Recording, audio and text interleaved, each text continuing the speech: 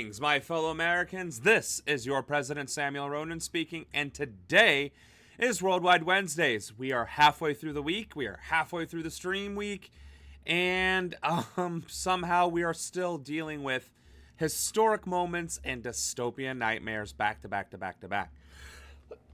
What's worse is it seems that an overwhelming majority of international news now centers around Trump. Go figure. America cannot keep its grubby little mitts out of anything, right?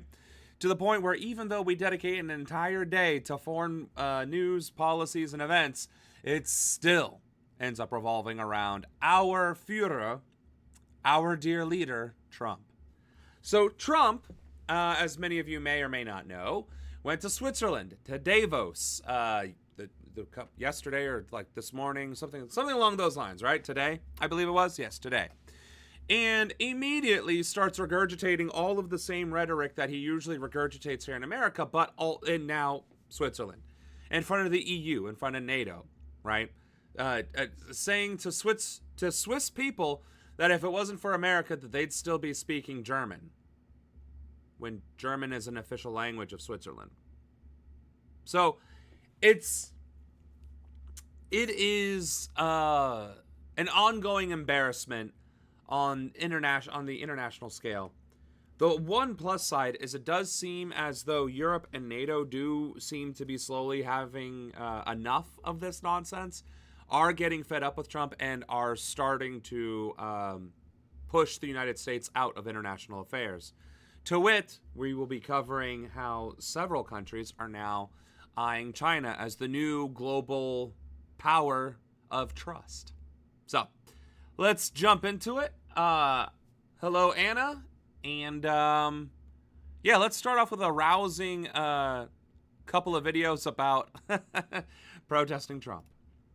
Donald, we don't want to be Americans. We are Greenlanders, and we want to be in a democratic world, and we hope Americans, they will support us. I mean, it doesn't get more... So if there's only 55,000 Greenlanders, and thousands of Greenlanders turned out to protest, that means a significant portion of the population turned out to protest.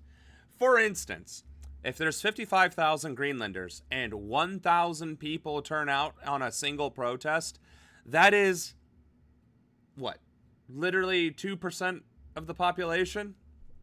A little under 2% because 55. Like, that is a significant sum of people. And if it was like thousands, like at least 2,000, we're talking at like somewhere around 2 to 3% of the entire population turning out to protest Trump. Like, that is a significant amount of disdain against Trump and at large the United States.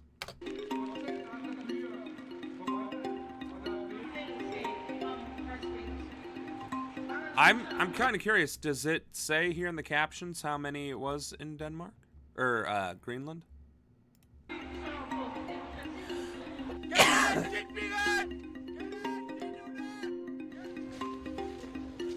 I mean... I've never met an American who thinks anything other. Greenland should be free, and Greenland should be for the Greenlanders, not for the Americans. President Trump has... Okay, so I'm genuinely curious. How many Greenlanders turned out today to protest Trump? More than 4,000 people. That's almost 10% of the population. Like, could you imagine if 10% of our country turned out to actually protest against Trump or the Republicans or the Democrats or any of this nonsense? 10% of the population. Now, if you think about the population, right, that's 330 million. That's men, women, and children and elderly, right? So if you didn't include children, that's about a third of a given population.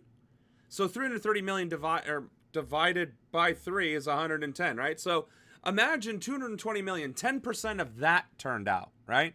22 million people showed up. Again, a third of 55,000 is like 18,000, give or take, right? So if 4,000 people showed up of the remaining 36,000, that's 9% right there. 9% of the, actually, no, I'm sorry. 36 divided by 9 is 4. That's where I was thinking 9, 10%. 4 would actually be like 12%? Something along those lines. 4,000 people is about 12% of the voting age population of Greenland. Could you imagine if 12% of our population, of any population in the United States, whether that's city, state, or federal, turned out against a policy or a candidate or somebody who's elected? Like, that would be unprecedented and unheard of. And in fact, the only country that seems to be doing that is France in terms of Western countries. Other countries have obviously done that because they're in the process of revolting, but neither here nor there. More good news. European leaders are pushing back against Trump, threatening new tariffs over Greenland. So, again, the reason for the trip was to be talked down from invading Greenland, an ally. And the protests are because we had the audacity via Trump to threaten it in the first place. So, let's hear from WBZ News Boston. Escalated the standoff with European allies over Greenland. See, I don't buy it. I don't buy it. I don't buy that this lady's from Boston. Okay, because if she was from Boston, she'd be parking her car in Harvard Yard. She'd be talking like what's his face? The kid from Boston. Well, yeah, your cousin from Boston, right? She'd be talking more like this than anything else. She sounds like she could be anywhere from the Midwest. She ain't from Boston. I don't buy that shit for a minute. Threatening new tariffs on some countries that oppose his plan. Now, the president has said the island is necessary for national security, but European leaders are pushing back, as Natalie Brand of CBS shows us. A trade war is in no one's interest. European leaders See, I believe he's from England. are pushing back as President Trump doubles down on his push to acquire Greenland, issuing a new threat to impose tariffs of up to 25% on key allies, including Denmark, France, and the UK, until a deal is reached. Alliances endure because they're built on respect and partnership. And trust. I'm surprised you didn't mention trust, considering people don't trust the UK, and just about every day in the year is a celebration of independence from the British Empire. So, you know, trust and all that fun. Matt Damon, that's exactly who I was thinking of. You're absolutely right. Thank you. Thank you. Not pressure. Amid calls to de-escalate, Norway's prime minister confirmed he received a message from President Trump saying, in part, due to the decision to award someone other than himself the Nobel Peace Prize, he no longer feels an obligation to think purely of peace. And which is a ridiculously unhinged and insanely dangerous thing to say. You didn't give me the peace, the Peace Prize, I'm not going to think purely of peace. Like countries have literally gone to war for less insulting statements than that.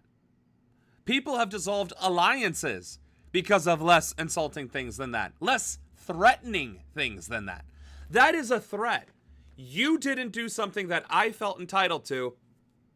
Now, I'm going to do whatever I think is necessary to get what I want. That is a threat.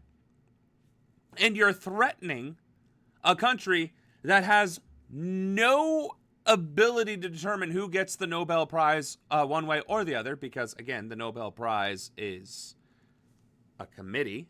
The Nobel Committee and the preeminent world leaders and subject matter experts of those fields are the ones who determine it. And I think the prize is held in Switzerland anyway. So it has absolutely nothing to do with Norway. Again, Greenland also has nothing to do with Norway because it's a Danish territory, much like Puerto Rico is an American territory, right? Could you imagine if Denmark said, I want Puerto Rico and we're just going to bomb it and take it over because it's necessary for national security? Like, that would be absolutely batshit insane. And again, He wrote this letter, signed it with his signature and the seal of the United States, the President of the United States. If ever, I mean, okay, if impeachment isn't on the table, can we start considering invoking the 25th at least? Because he is clearly not of sound mind. Clearly of not sound mind. If you are actively threatening your allies, your treaty allies, whilst throwing a temper tantrum about not getting the Nobel Prize for peace. And I saw a post that said something like, is the Nobel Peace Prize the same as Hitler's not being accepted into art school? Because quite frankly, it seems to be the case. Because he has gone even further off the deep end than in previous days, weeks, or even months, ever since he got it into his head that he deserves it and needs it. And the lady gave it to him. The wannabe dictator of Venezuela gave him her prize, and that's still not enough. Like, we are not dealing with a sensible human being with all of their faculties. We have a child as president, and a petulant child at that. My 9-year-old is more mature than that. I mean, most days, yeah, I agree. It is embarrassing. It is definitely unhinged. Again, invoking the 25th, fine. But impeachment is still preferred, because then we can bring every single motherfucker of his administration down with him. Can now think about what is good and proper for the United States. We are not going to outsource our national security. The Trump administration maintains it must control the strategic Arctic island to protect the U.S. from threats posed by China and Russia. Okay, and again, threats posed by China and Russia.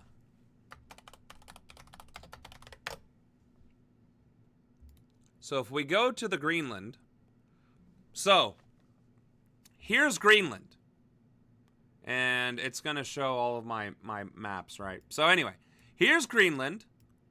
Yep, there's my shit. Okay, here's Greenland, here's Russia, right? And Svalbard and Barentsburg and all these places, I think, belong to Norway. I'm not certain exactly. But here's Greenland, yeah? Here's Russia. Right? Russia is pretty much all of this landmass, right? Which is a ridiculously large country, right? Russia can go this way to get to Greenland, sure. But let's take a little look over. Oh, look at that, Alaska. It's Alaska. Look at that. There's parts of Alaska that are marginally closer. Given where at what point, right? So, Alaska is it. If Russia was going to invade the United States from anywhere, it would be Alaska, not Greenland, right? Because Greenland, let's see. Can I just? Well, see, it won't just let me sign out of this. What if I switched to a different account?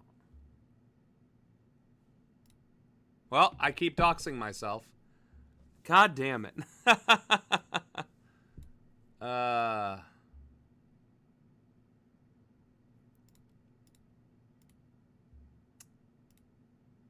There we go. Jesus fucking Christ. Okay. Seriously? Okay. Nope. I guess I can't use these maps without doxing myself. Anyway, the main takeaway is Greenland. If Russia wanted to get to America through Greenland, it would still involve getting through Canada, right? But if Russia actually wanted to attack the United States, all they have to do is take on Alaska. That's it. And from there, they don't even have to attack Alaska. They could literally just sail across the Pacific and hit California, Oregon, or Washington, right? There is nothing stopping Russia from hitting the United States from the West Coast. Nothing. And Greenland does nothing to prevent that from happening. Literally nothing. So I don't know what to tell y'all, but this ain't it. There's no reason for Greenland. None. There were an attack on Greenland from Russia, from some other area, we would get dragged in. So better now, peace through What strength. do you mean we would get dragged in? We are actively invading Venezuela and occupying it. We threatened to invade an allied nation, which is the kind of thing that you want territory and allies to prevent. So, on the one hand, we're talking about, well, if it does get attacked, we want to be there to prevent it from happening. Meanwhile, we are actively threatening to invade while occupying another country and threatening to occupy Iran. Like, this is, like, not only is it batshit insane, the argument is immediately hypocritical. It's immediately hypocritical. Make it part of the United States. But lawmakers from both sides of the aisle said the standoff over Greenland is making the world less safe. And a bipartisan group just wrapped up a trip to Denmark to try and reassure allies in person. Part of the point of this trip is to have a bipartisan group of members of Congress listen respectfully to our friends. Greenland needs to be viewed as our ally, not as an asset. And that's a Republican from Alaska. Like, a Republican from Alaska is saying this stuff, right? Again, our government and our country and the status quo is so fucked up that members of Congress had to go to Europe to be like, hey, listen, we will get this under control. And Europe is like, I don't believe you. That's fundamentally where we're at right now. Over the weekend, thousands of protesters demonstrated in Denmark and Greenland against President Trump's plan, saying the island is not for sale. Natalie Brand, CBS News, the White House. Donald Trump's support for Nicolas Maduro's number 2 to run Venezuela is facing new scrutiny today after the president snubbed Venezuelan opposition leader Maria Corina Machado this week. The same day, he was accepting Machado's hand-me-down Nobel Peace Prize in the White House. MS Now has at least a little bit of feistiness to them. But what is MS Now? They have 9.5 million subscribers. Is this formerly MSNBC?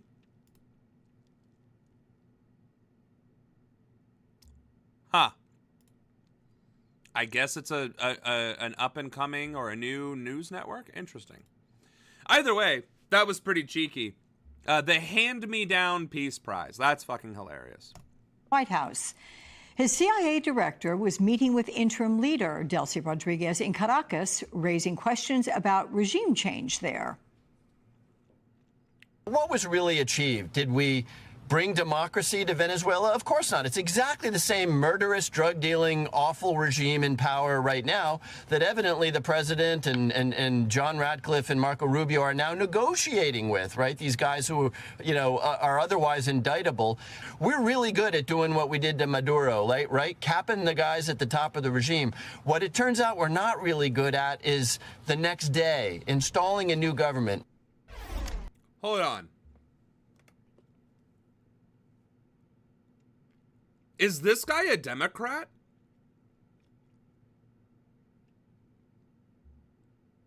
Is this guy a Democrat? Because the shit that is coming out of his mouth is breathtakingly stupid for one, and authoritarian as hell. And if this is the Democrat, like, guys, we don't have a two-party system. We haven't had a two-party system for quite some time, but, like, what more evidence do you need? Holy shit. Maria Corina Machado looks unhinged. Well, that's probably because she is. But, wow. Okay, sure, why not? Not really good at is the next day, installing a new government. Joining me now, Shelby Talcott, White House correspondent for Semaphore. Welcome, my friend. So it still seems somewhat mystifying that Donald Trump is supporting Rodriguez, whom Machado describes as a communist. What are you hearing from the White House on the president's thinking?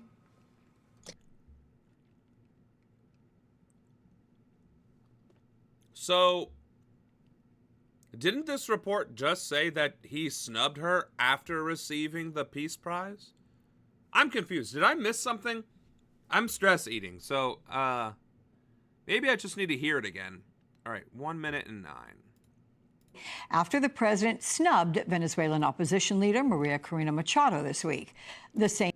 Okay, so he snubbed her first, then she came back and gave him the prize to shore up whatever that snub was about. Got it. Once again, giving your car keys to a toddler. What are you hearing from the White House on the president's thinking? Well, I think, the hearing, what we've heard from the Trump administration behind the scenes is, they had determined that bringing in an entirely new government essentially would fail Venezuela. And so they figured their best bet was to go to number 2. And I think the other part that I'm hearing from administration officials, and we've heard from the president himself, is quite frankly that she is willing to play ball with them right now. And so the president is getting what he wants out of Venezuela, which I think, Fun fact, Maduro was willing to give Trump everything that he wanted as well, because the oil agreement was already on the table. The exact oil agreement that Trump sought was on the table. But Marco Rubio was whispering in his ear, we need to get rid of Maduro because he's a socialist dictator and whatever else nonsense. And it's like, nobody's talking about the fact that anymore, because we were talking about it a few weeks ago. But everything that Trump is wanting to get out of Venezuela was already being offered by Maduro. And now that he's been removed, kidnapped, and trafficked to the United States, that same deal is still on the same table, and now it's acceptable. Makes no fucking sense. Trump had a personal vendetta against Maduro because he made fun of his dancing, but okay. I know what I'm about to say, and I know how it's going to sound, but I'm going to say it anyway. Do we honestly believe Trump is so petty that he would cause an international incident by kidnapping a foreign head of state and trafficking them to our country under false pretenses and false charges just because of a slight? Now, I know who I'm talking about, and I know what I'm saying, and the reality is it probably, I mean, it is quite possible that is the long and the short of it. So, unbelievable. Sorry, I don't know what it is with my glasses lately, but maybe I don't know, maybe I need to be gentler with them or something, I don't know. We need those Japanese, stem cell transplant, whatever's to give you 20/20 vision. Kind of entices him to leave this current government in place, at least for now. Now, I did ask earlier this week a senior administration official whether they still planned to hold elections at some point in Venezuela, given Rodriguez is playing ball with the United States, or if she continues to play ball with the U.S., is it going to just continue to be Rodriguez's government? I was told that no, they still plan to, at some point, hold elections in Venezuela. But of course, the timeline for that is unclear. We have no idea when. Again, we are occupying a foreign country and are dictating to this foreign country whether or not this foreign country, which is still a sovereign nation, by the way, has the right to conduct elections for its own sovereign governance. Oh, and by the way, the oil that we wanted from Venezuela, none of the oil barons in America actually want to invest in Venezuela to do whatever it is they would need to invest in. And yet somehow, whatever profits are being made from Venezuelan oil are appearing mysteriously in Qatar, which I'm waiting for them to get to. And that's going to happen. Mm-hmm. Did anyone inside the White House suggest to Trump, don't take the Peace Prize from Machado? I mean, do you have any more details about how that all went down? Yeah, I mean, what I do know is that Machado was told by outside allies that it would be a good idea. And, you know, Machado is a smart woman. She has seen how this administration operates, how other world leaders have met with Trump in ways to sort of flatter him and get on his good side. And it was determined that giving him this Nobel Peace Prize, which she had dedicated to him when she won it would be sort of a gesture of goodwill. And this is something that the president has been very open about wanting. And you did see him come out of that meeting praising her a little bit more. But what we didn't see is his endorsement of her, which is ultimately what Machado is trying to get. Which is crazy. Not that she deserved the prize anyway, I mean, given what we are seeing of her, but that notwithstanding, she gave it away to butter up the person that could give her power that she clearly craves, and it still didn't work. Like, this woman is literally licking the boot of empire as hard as she can, and it's still rejecting her. Like, I don't know. Like, sister, you need to stop. You're embarrassing yourself at this point. So this was sort of step one for Machado, but there's still a long ways to go because despite her giving him this Nobel Peace Prize, he's sticking with Rodriguez, at least for now. So, Shelby, you broke the news this week that the Trump administration secured its first sale of Venezuelan oil. That's a deal worth about $500 million. But the funds were sent to... I don't even understand how that's a headline. U.S. gets the first $500 million Venezuelan oil deal. Like, we captured and are currently occupying this country and are actively stealing its oil and are claiming that that's somehow a trade success. Like, that doesn't make any sense. Like, there is no point in history where that headline is seen as a success and an altruistic trade deal coming together between two sovereign states. There is no point in history, and there is no way to interpret that in any other capacity other than the empire stealing national resources from another country and propagandizing it to make it look like it wasn't exactly that. Unbelievable. Qatar? Why? Can you explain how this arrangement works? Does this setup seem sustainable to achieve Trump's stated goals for Venezuelan oil to ultimately benefit the U.S. and Venezuela? I think, quite frankly, there are a lot of unanswered questions. So I was told that this was sent to Qatar because it was described to me by an administration official as a neutral location where money can flow freely with i.e., it's going into Trump's personal bank account, and it's going to be very, very hard to trace. U.S. approval and without the risk of seizure. Now, as you know, that has been a concern of the Trump administration is Venezuela obviously owes a lot of people money. And so how can they sort of protect and safeguard this money? Now, some of the open questions include, what are we going to do with this $500 million? Is it going back to the Venezuelan people? If so, how is it going to get back to the Venezuelan people? How are we going to send it back to Venezuela and know that what they're doing with it is what they should be doing with it? And if not, is it going to Americans? How is that going to work? And so there's still a lot of questions. And the fact that it is most of the funds are in Qatar is notable because, of course, you know, they can sort of sidestep some of these legalities that we might have by holding it in the U.S.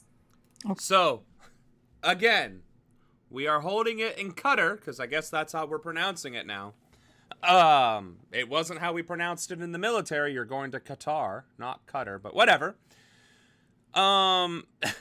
It's like the Cayman Islands, untraceable and secure, and won't have to face the same legal scrutiny as if we were holding it in America. So, if this is an American to Venezuelan trade deal, why would it not hold up to scrutiny and legal requirements?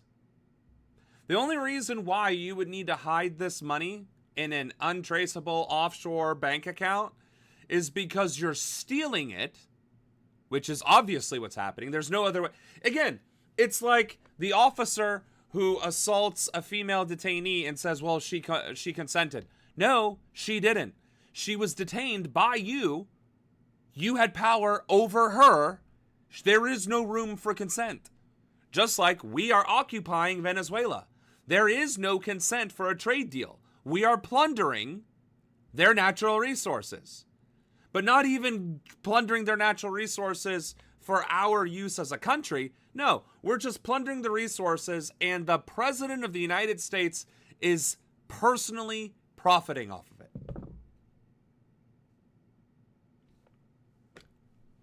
Wonderful. Okay, Shelby Talcott, thank you so much. And that was the end of the video. Awesome. Let's keep right on Carol, going. let me start with you on Greenland, these new threats by the president to impose these steep tariffs. I thought it was notable. Treasury Secretary Scott Bessent said, yes, the U.S. will remain a part of NATO. You have new reporting about President Trump eyeing more of the Arctic than he might be talking about publicly. What do you know? Yeah, that's right. I also thought it was interesting that Secretary Bessent basically said there's no deal to be had to satisfy the president, that it's acquisition of Greenland or nothing, and that the Europeans will come around to that, and without saying how he... I mean, that's the thing, too, about these news reports about what came out of going to Davos.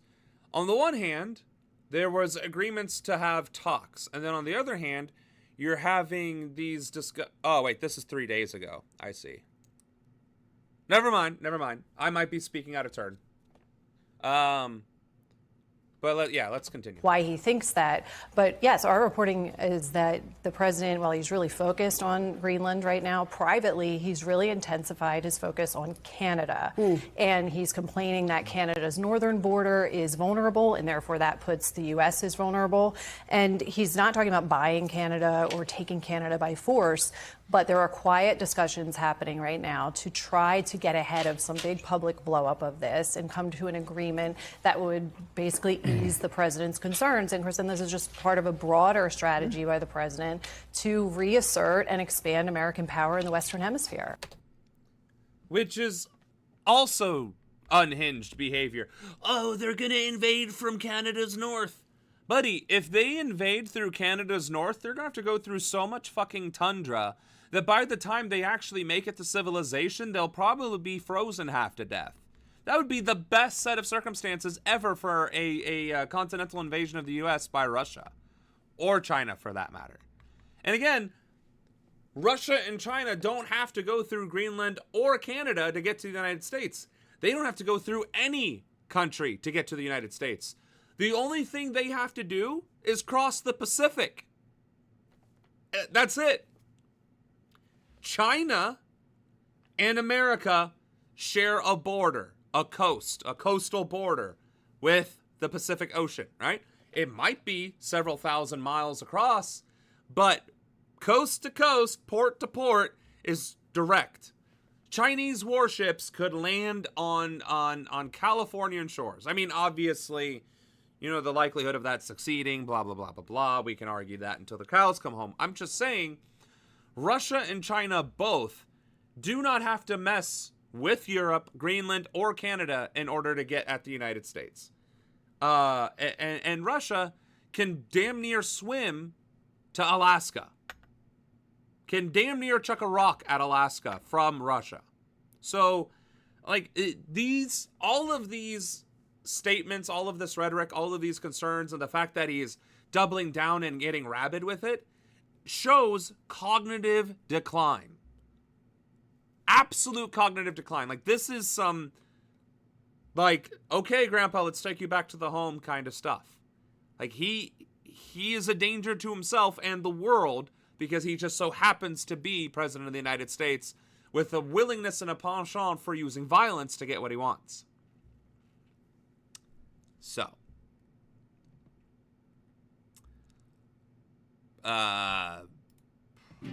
And right now, global leaders are gathering in Davos, Switzerland for the World Economic Forum's annual meeting. President Trump is expected to arrive tomorrow as his threat to take Greenland hangs over European leaders. For more on the existing rift between the White... Anna, did you do any of them based on Davos, like today? Because this is almost old news at this point. Meanwhile, President Donald Trump's push to take over Greenland... See, like, that's 2 days ago. We have to fix prosperity. 1 day ago. An extraordinary new development in President Trump's push to take over Greenland as European leaders meet to discuss an emergency response to his... I can Anna, can you please find something that talks about what actually happened? at this meeting. We have to fix prosperity in democracies.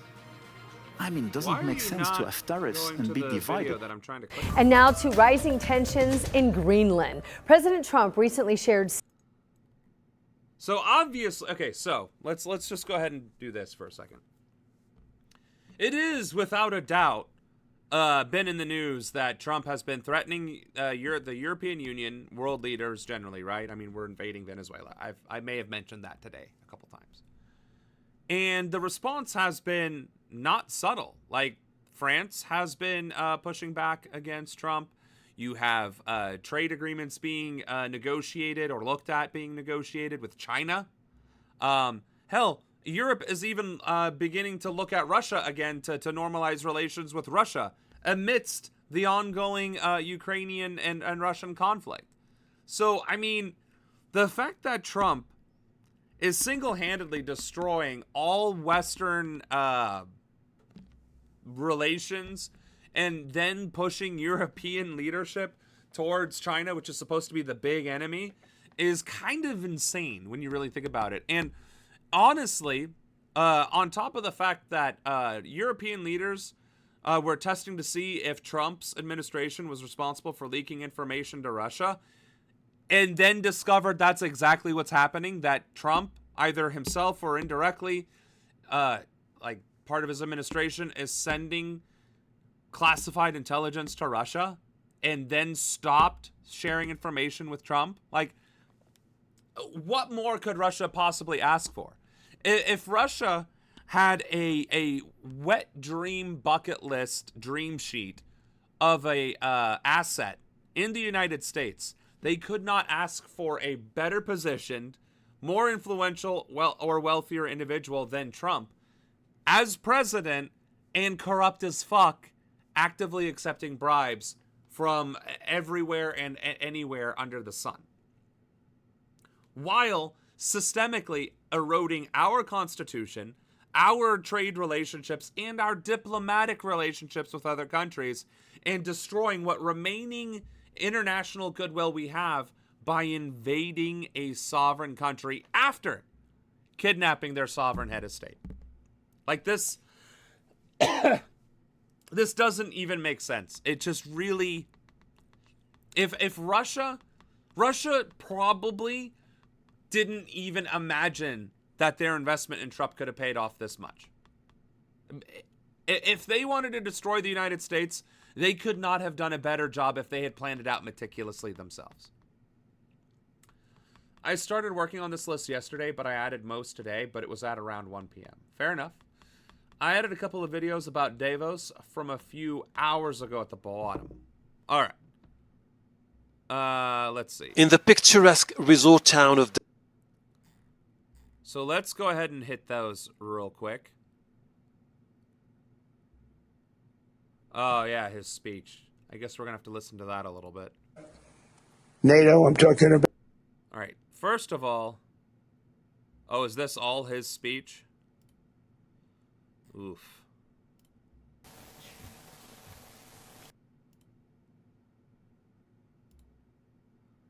Okay.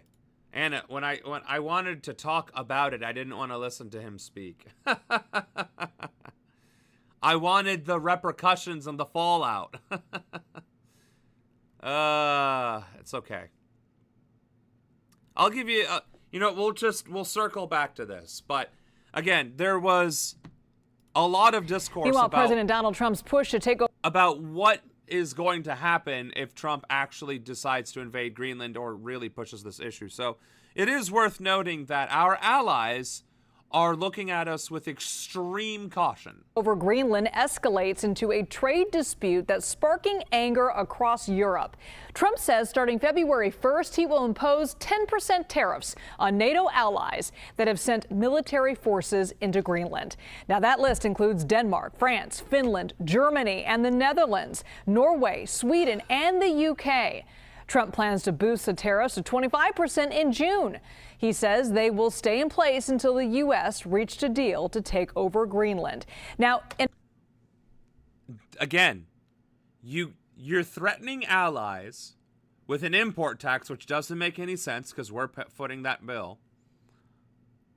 and you're going to escalate that trade war with our allies until or unless they capitulate and comply with our demands, which is ceding territory from our allies.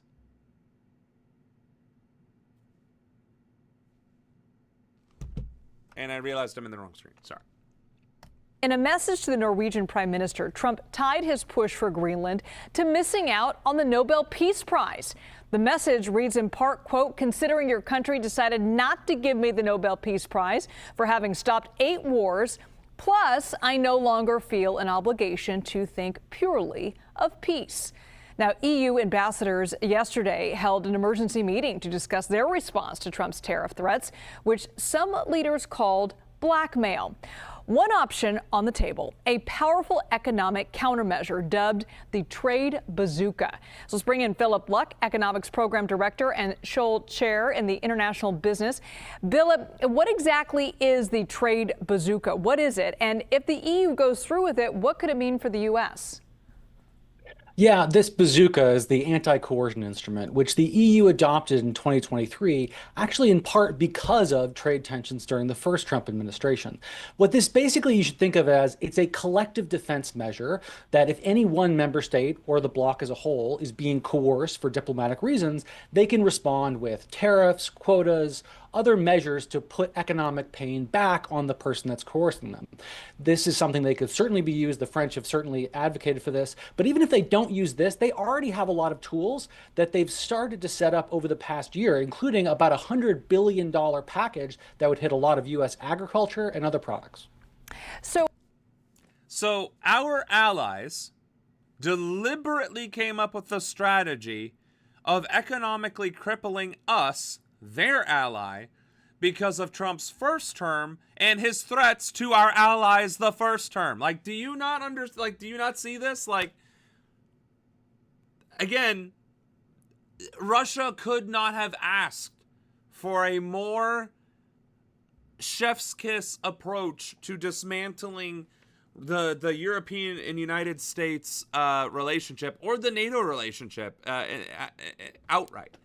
So, I don't know. I mean, and I don't even view Russia as an enemy, but, you know, historically we have definitely been at odds. So if Russia was like, nope, Russia will rise again and we're going to take out the American empire, I mean, you couldn't have come up with a better strategy than this. And this isn't even a strategy. It's arrogance and narcissism wrapped up all in a ignorant and racist bubble.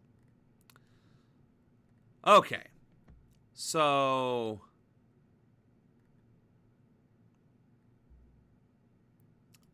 this is Democracy Now! I'm Amy Goodman with Juan Gonzalez. Tensions are escalating between the United States and Europe after President Trump threatened to the no going back part.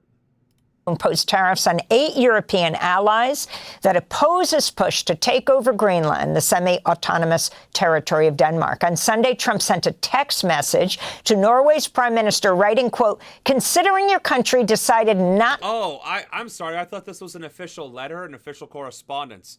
It was a text message. He was like this at 3 a.m. "Since you didn't give me the Nobel Prize, I'm not going to view peace favorably," or whatever the fuck he said. Send. Take that, Mr. Norwegian president. Like, this is like a child. An actual child. I mean, I don't even know how else to describe this. Like, oh my God. To give me the Nobel Peace Prize for having stopped 8 wars plus. I no longer feel an obligation to think purely of peace. Trump went on to write, "The world's not secure unless we have complete and total control of Greenland," unquote. Earlier today, President Trump posted a mock image of himself alongside Vice President J.D. Vance and Secretary of State Marco Rubio, planting an American flag on Greenland. Which is that right there? That right there? That kind of propaganda and the normalization of being that unhinged has started wars. Has absolutely fucking started wars. Okay. Over the weekend, thousands took part in protests in Greenland and Denmark, many wearing red MAGA hats as in Make America Go Away. European leaders denounced Trump's threats and are weighing cutting off U.S. companies to the EU market, a move known as the EU's trade bazooka. For more, we go to Copenhagen, where we're joined by Julie Rademacher. She's the chair of an organization for Greenlanders in Denmark that was among the main organizers of the protests for unity and support for Greenland this weekend across cities in Greenland and Denmark. It's called Greenlanders. We thank you so much for being with us. Can you respond to President Trump saying he will militarily take Greenland? Well, I have a message also for the American people and for all of you in the U.S. Please regale us, because, like, we're dealing with domestic terrorists cosplaying as Nazis in our own country, currently assaulting the fine people of Minneapolis, Minnesota, New York City, Chicago, Los Angeles, Portland, and more to come.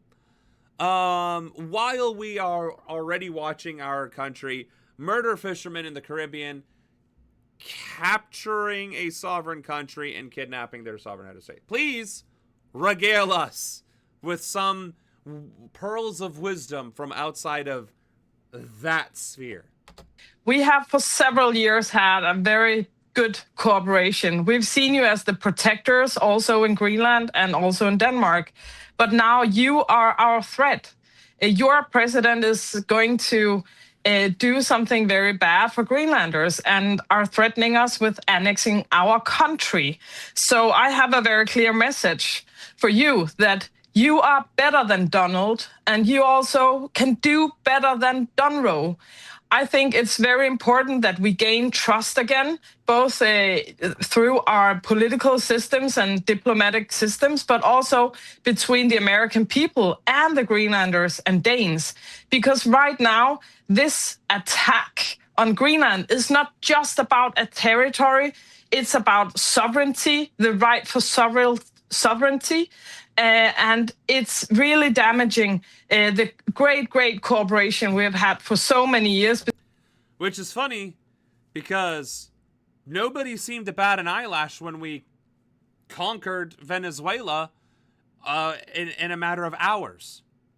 Nobody seemed to be like, well, this is about sovereignty, this is about whatever, and the Venezuelan people. But now that we're turning our guns and our boats and our airplanes to Greenland and maybe Canada and maybe Europe at large, now all of a sudden, these concerns about sovereignty. Like, I'm not calling her a hypocrite.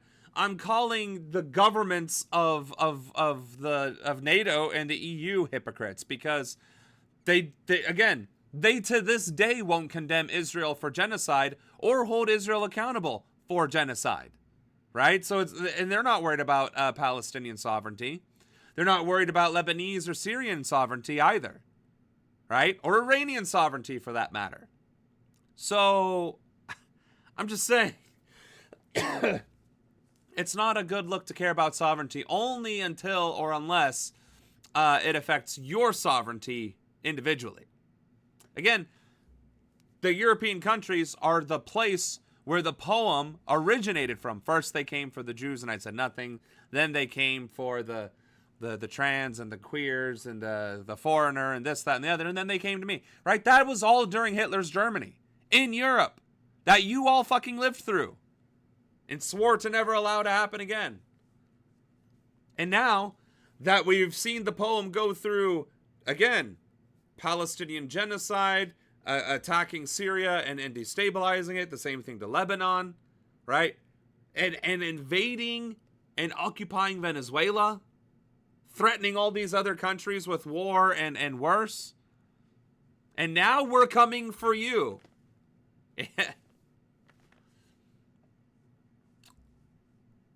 I added more vids at the bottom. It's mostly about Trump backing down from the tariffs. That's all the fallout that's being reported. Fair enough. Appreciate that. See, Trump is making the same mistake as Hitler. He's messing with Europe. That's when Europe cares. Well, I mean, I guess it's not over until he tries to invade Poland, right? So, let's hear some more. Between the US, the Greenland, and also Denmark and Europe. And could you talk about your assessment of how the European Union and the other countries of Europe are responding to the threats of Donald Trump? Oh, that's right. I'm sorry. In my outrage of the hypocrisy that's coming out of Europe's mouth, I forgot to mention the whole, or discuss the whole, we can do better than Trump, and we need to do better than Trump. And as a people, we need to, remember that they're people too. I mean, I agree. I 100% agree. One of the many reasons why I'm running for Congress. Because, I'm definitely not worse than Trump. I think we can do way better than Trump. And I think somebody like me is definitely a step in the right direction, because what we truly need is a brand new Congress, which I get that's a progressive organization that was co-opted by liberals. But we do need a brand new Congress. What we need is 435 angry and principled Congress people in the House and 33 angry and principled senators in the Senate.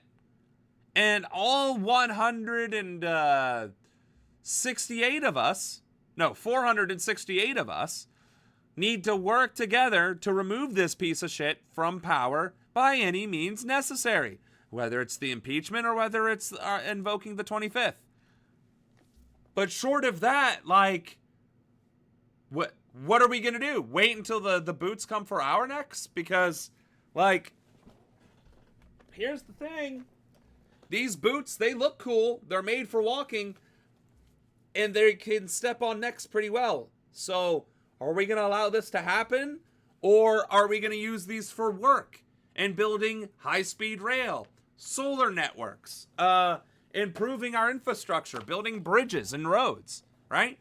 Those same boots that are stepping on necks could be used on the work site by workers, rebuilding American infrastructure and transportation networks. But instead, it's going straight to the Gestapo. So, anyway, let's... I can say that as a Greenlander for the last week, it's been terrorizing to hear your American president again and again threatening our countrymen, our fellow citizens in Greenland. They have anxiety attacks. They can't sleep. They have nightmares. And people, they consider whether or not they should flee from Greenland. It's a very, very serious situation, not only on a political level or military level, but on a civil level. This is human beings being hurt. They have never done anything wrong. And right now, it's very important for us to get support from the rest of the world.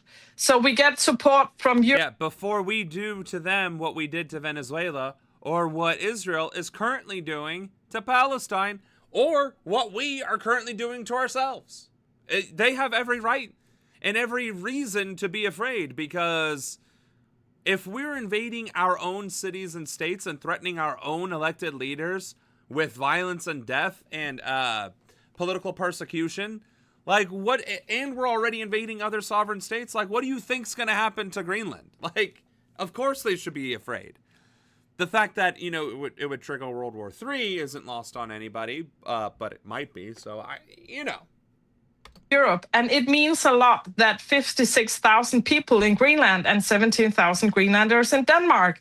We don't stand alone. We stand together with Europe in our back. It means so much for us with this support, because it feels like a betrayal from the American president. It is a betrayal. It doesn't feel like one. It is one.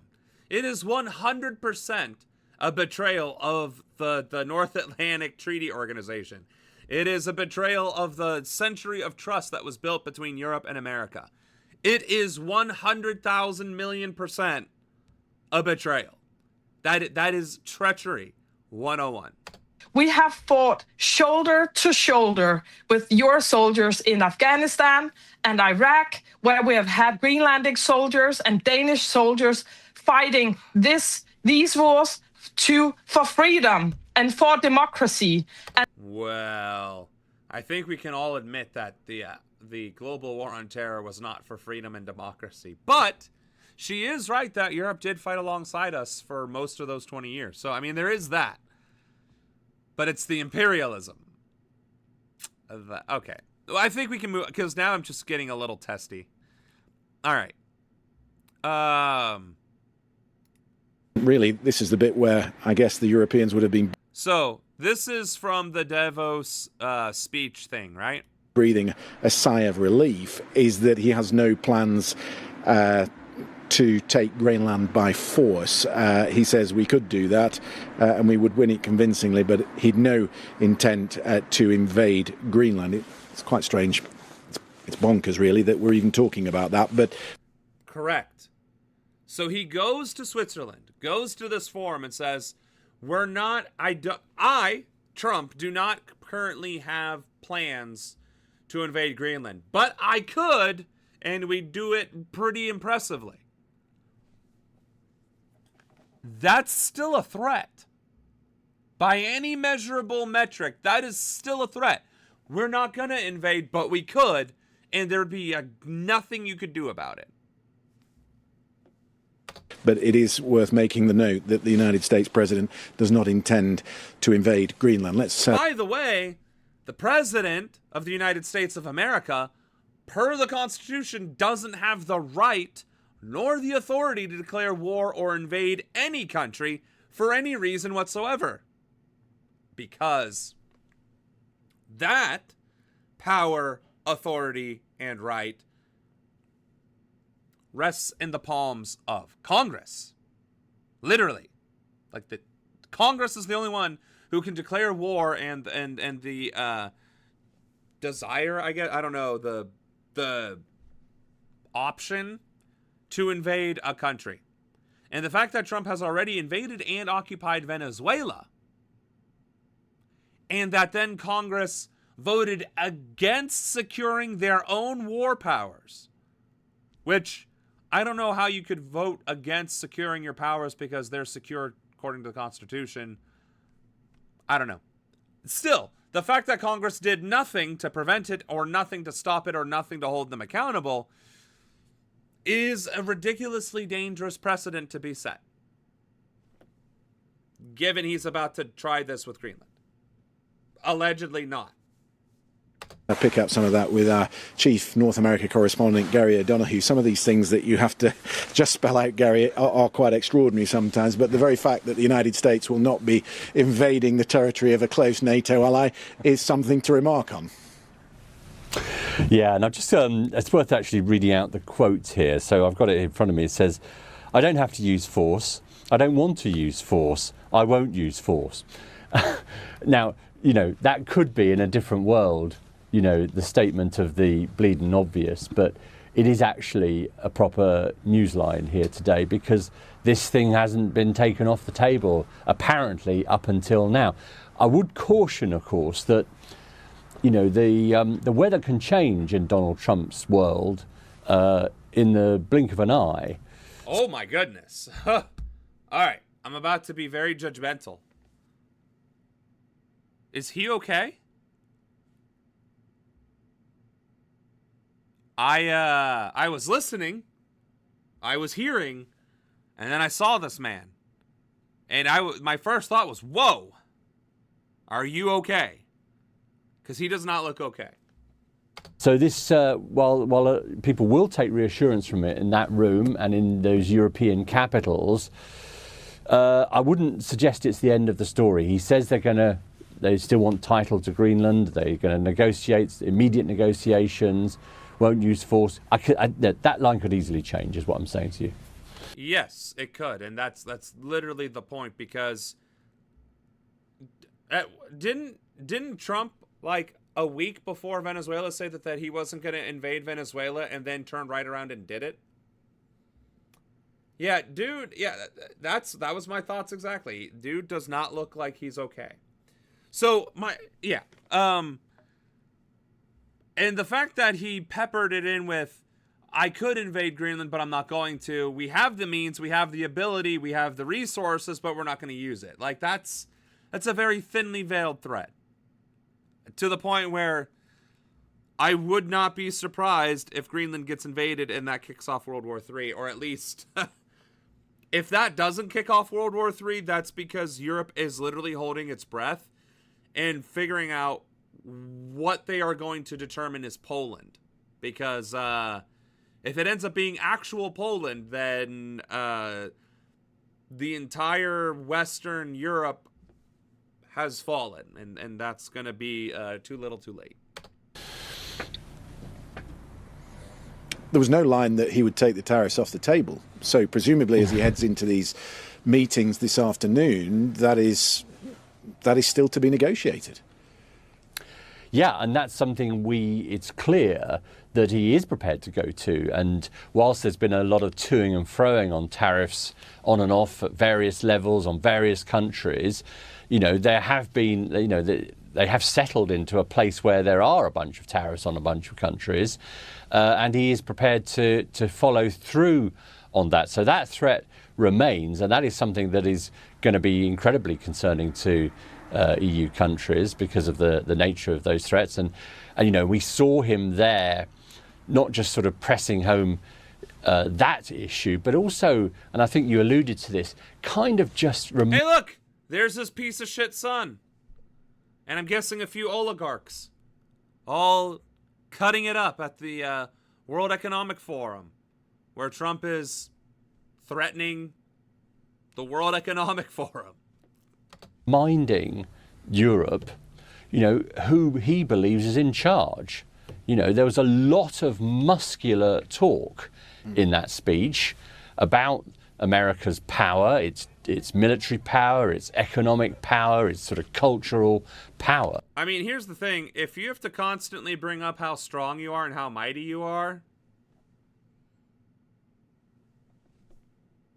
you don't see me bragging about how strong and muscular and fit I am, because I can barely curl 20 pounds with these bad boys, all right? I'm lucky to get the 135 off my chest, all right? I'm not going to brag about how strong and muscular I am. I can lift heavy thing and put it back down again. I bench press your woman and your woman. I bench press both you and your woman. Ah, ha, ha, ha. You'd think I'm a fucking moron and a tool, right? Exhibit A.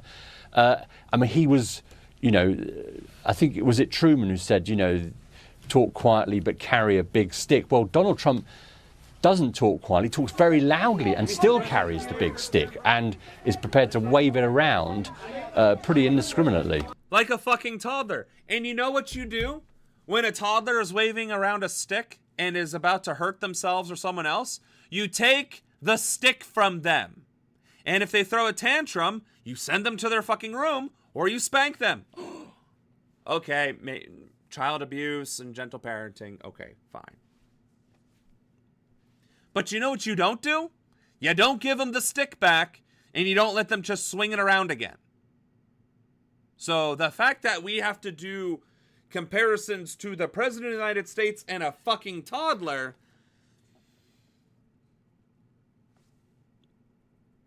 Mental acuity, right? Emotional stability. Like, he is unfit for duty. Remove him. Again, I still would prefer impeachment because if you can impeach him for treason, the entire administration goes with him. But I will take as a consolation prize the 25th.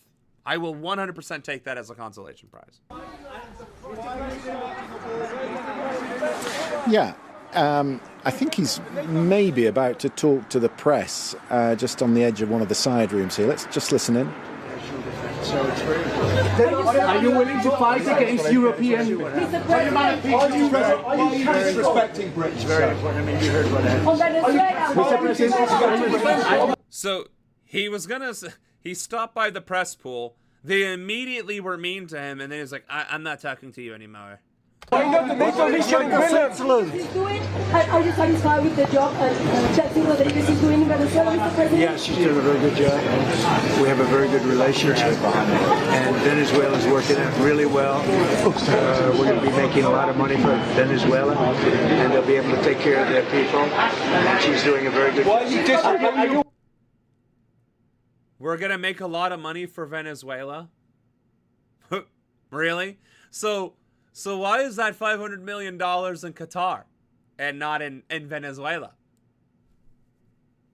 What do you feel about Macron's proposal, a NATO mission in Greenland? I made that very clear. Why are you disrespecting the president? And you, we have a great relationship with.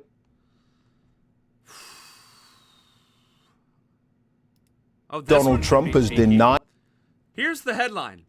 Donald Trump denies U.S. taking over Greenland could break up NATO.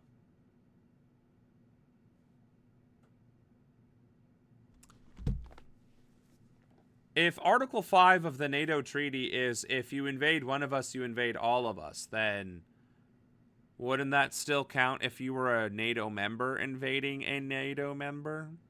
I'm just saying, if you attack Greenland, you're attacking all of Europe and the rest of the NATO members. But sure, let's hear this logic. His desire to take over Greenland could result in the breakup of NATO, the transatlantic security alliance. Speaking at a news conference marking 1 year since he was sworn in for a second time as president, he told the BBC nobody's done more for NATO than I have, citing the pressure he's applied to European countries to raise their spending. It followed a day of insults from Mr. Trump, lambasting the UK and revealing... Well, at least the BBC isn't calling him president and just calling him Mr. Hats off to you and your cheeky wit. Private messages from President Macron and the Secretary General of NATO. He also posted a picture of Greenland and Canada covered in the US flag. He'll come face to face with some of those he's been attacking tomorrow in Davos in Switzerland at the annual gathering of world and business leaders. We'll be live there in a moment, but first... You know what would be outstanding, though? It's an international gathering of world business leaders. So, again, the most corrupt, complicit criminals to every single economic and climate disaster on planet Earth, to include human rights violations and war crimes and other humanitarian crises that are occurring across the globe, can be directly laid at the feet of the people who would be going to this forum. God, could you imagine if they were just all set upon at once by Interpol or some other policing agency and just arrested on the spot for crimes against humanity, democracy, the people of Earth, and charged and sentenced accordingly? That would be just, what a day that would be when global elites are held accountable for their massive amount of corruption and harm caused against their own countrymen and the global population at large. Sarah Smith, who was at Mr. Trump's news conference in Washington, has our top story tonight. It's certainly not subtle, but it makes the point. President Trump himself posting this AI image on social media of him planting a US flag on Greenland. And this one, showing his supposed NATO allies his plans for Greenland and even Canada. Remember, he won't rule.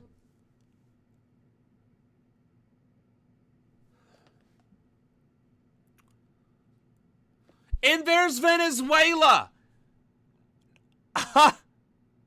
Here he has Venezuela. Oh my fucking God. Are you kidding me?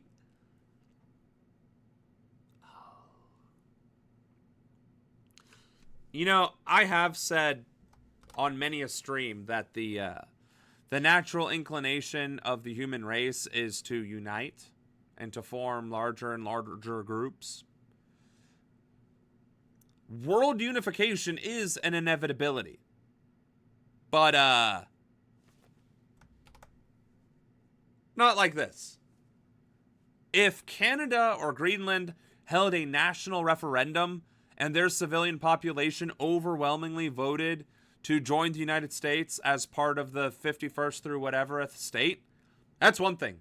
That's one thing altogether, right? Like, that would be unprecedented, because I don't think any state has become a state, let alone a territory, by voting for it. They have always been occupied by the United States, conquered by the United States, or bought by the United States. So that history notwithstanding, that is what the global unification should look like. The global population deciding to unite, working together to unite. But that map and the rhetoric of this president and this administration is conquest, subjugation, occupation. Empires don't survive that.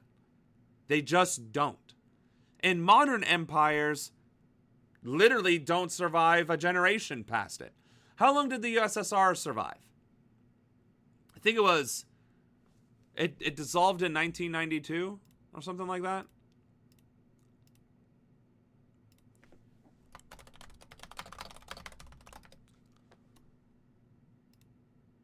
The Soviet Union, 1927 to 1953, which is one singular generation.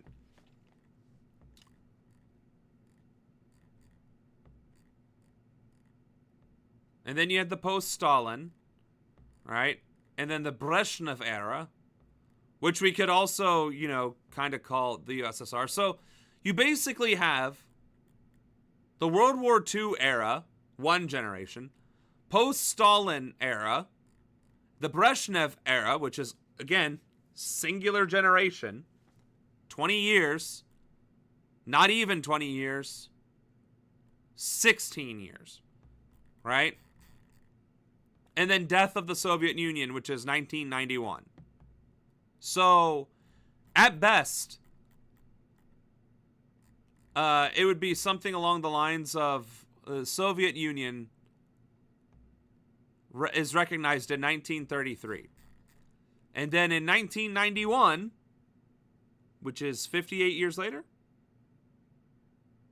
Yes, 58 years later, which would be, okay, 2 generations, I'm sorry. A modern empire, the USSR, lasted 2 generations. Prior to that, it was the British Empire, which was several centuries, right? And then prior to that, and prior to that, and prior to that, right? The Roman Empire lasted a solid, 400 years? Give or take? And then what was the next well-known empire? I mean, I guess Egypt was considered an empire for a while there, right? So, or the Persian Empire, there we go. But these, in ancient times, when it took months to travel from point A to point B, right? I mean, okay, fine. The longevity of an empire makes a little bit of sense. But in modern times, the longest living empire was the USSR. The Soviet Union, which was recognized by America in 1933, fell in 1991. 58 years. The average retirement age. So the American empire, if we truly go the route of empire, which we can debate, we can seriously debate, well, America's been an empire for a much longer period of time. Yes and no. Unofficially, yes. We have definitely been engaging in regime change, occupation, and influence in our hemisphere, to include the global trade largely, right? We have over 800 military installations across the globe. That's not there for peace and defense. It's there for regional influence. I agree. We do have empire elements, but we aren't an official empire, right? We aren't a conglomerate of other sovereign states. We are the world police force. And the USSR was comprised of multiple nations, which is what an empire is, a unified body of several nations being dominated by the primary nation. Yeah. So, all of which is to say, if we go the route of true open-faced empire, complete with invasion and occupation, if we use fear and violence to unite the world until we are blasted into smithereens with nuclear weapons, we will ultimately fail within 58 years, especially as technology progresses. That, or we will regress so quickly as a species that it will go back to the Stone Age. And again, see the aforementioned nuclear holocaust. If it doesn't come to nukes, I mean, the brutal warfare that we will see unfold will make World War II look tame in comparison. Because even without nuclear weapons, the devastating payload of modern armaments has again turned the Gaza Strip into rubble. And we're going to get to Palestine with the new numbers that have finally been revealed. But I'm just saying, like, if America goes full open-faced empire, America will cease to exist as a country within a single generation. Within a single generation. And that's if nuclear war doesn't wipe all life off of Earth in the first place. Right. So bringing up other empires, right? Spain was an empire for 400 years. Britain for about 300 or 400 years, right? France was an empire for a while. I mean, they all took turns. Portugal was an empire for a few hundred. Yeah, I think about 100 years at some point, right? So, point being, open-faced empire is going to be the death knell for the United States.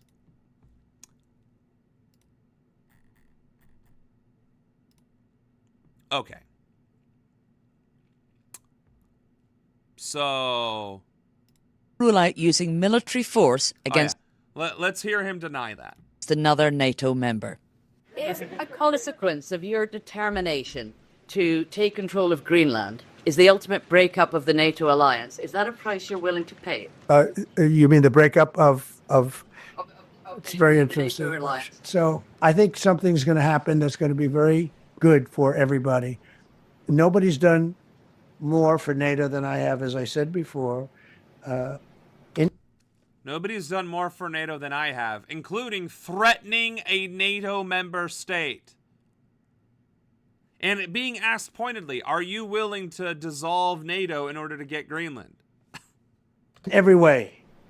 Getting them to go up to 5% of GDP was something that nobody thought was possible. And pay at 2%.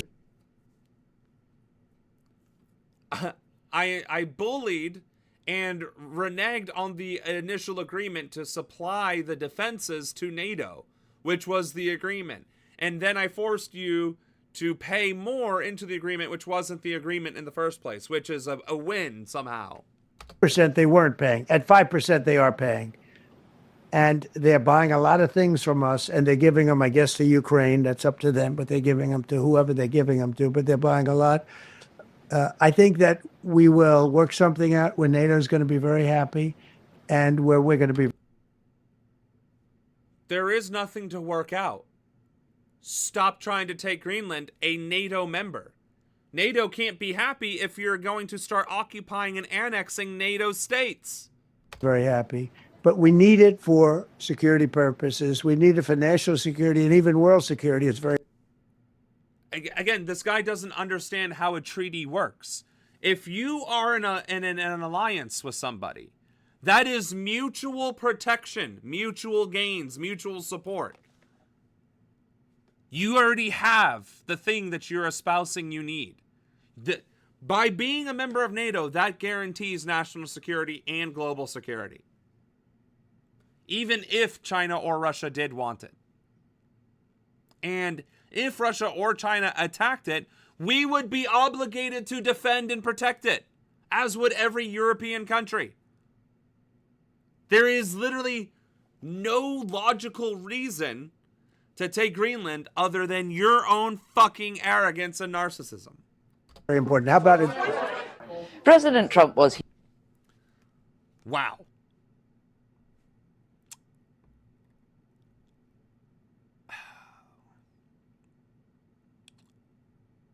A number of European countries, including the UK, issued a strong joint statement saying the president's. That's still the past.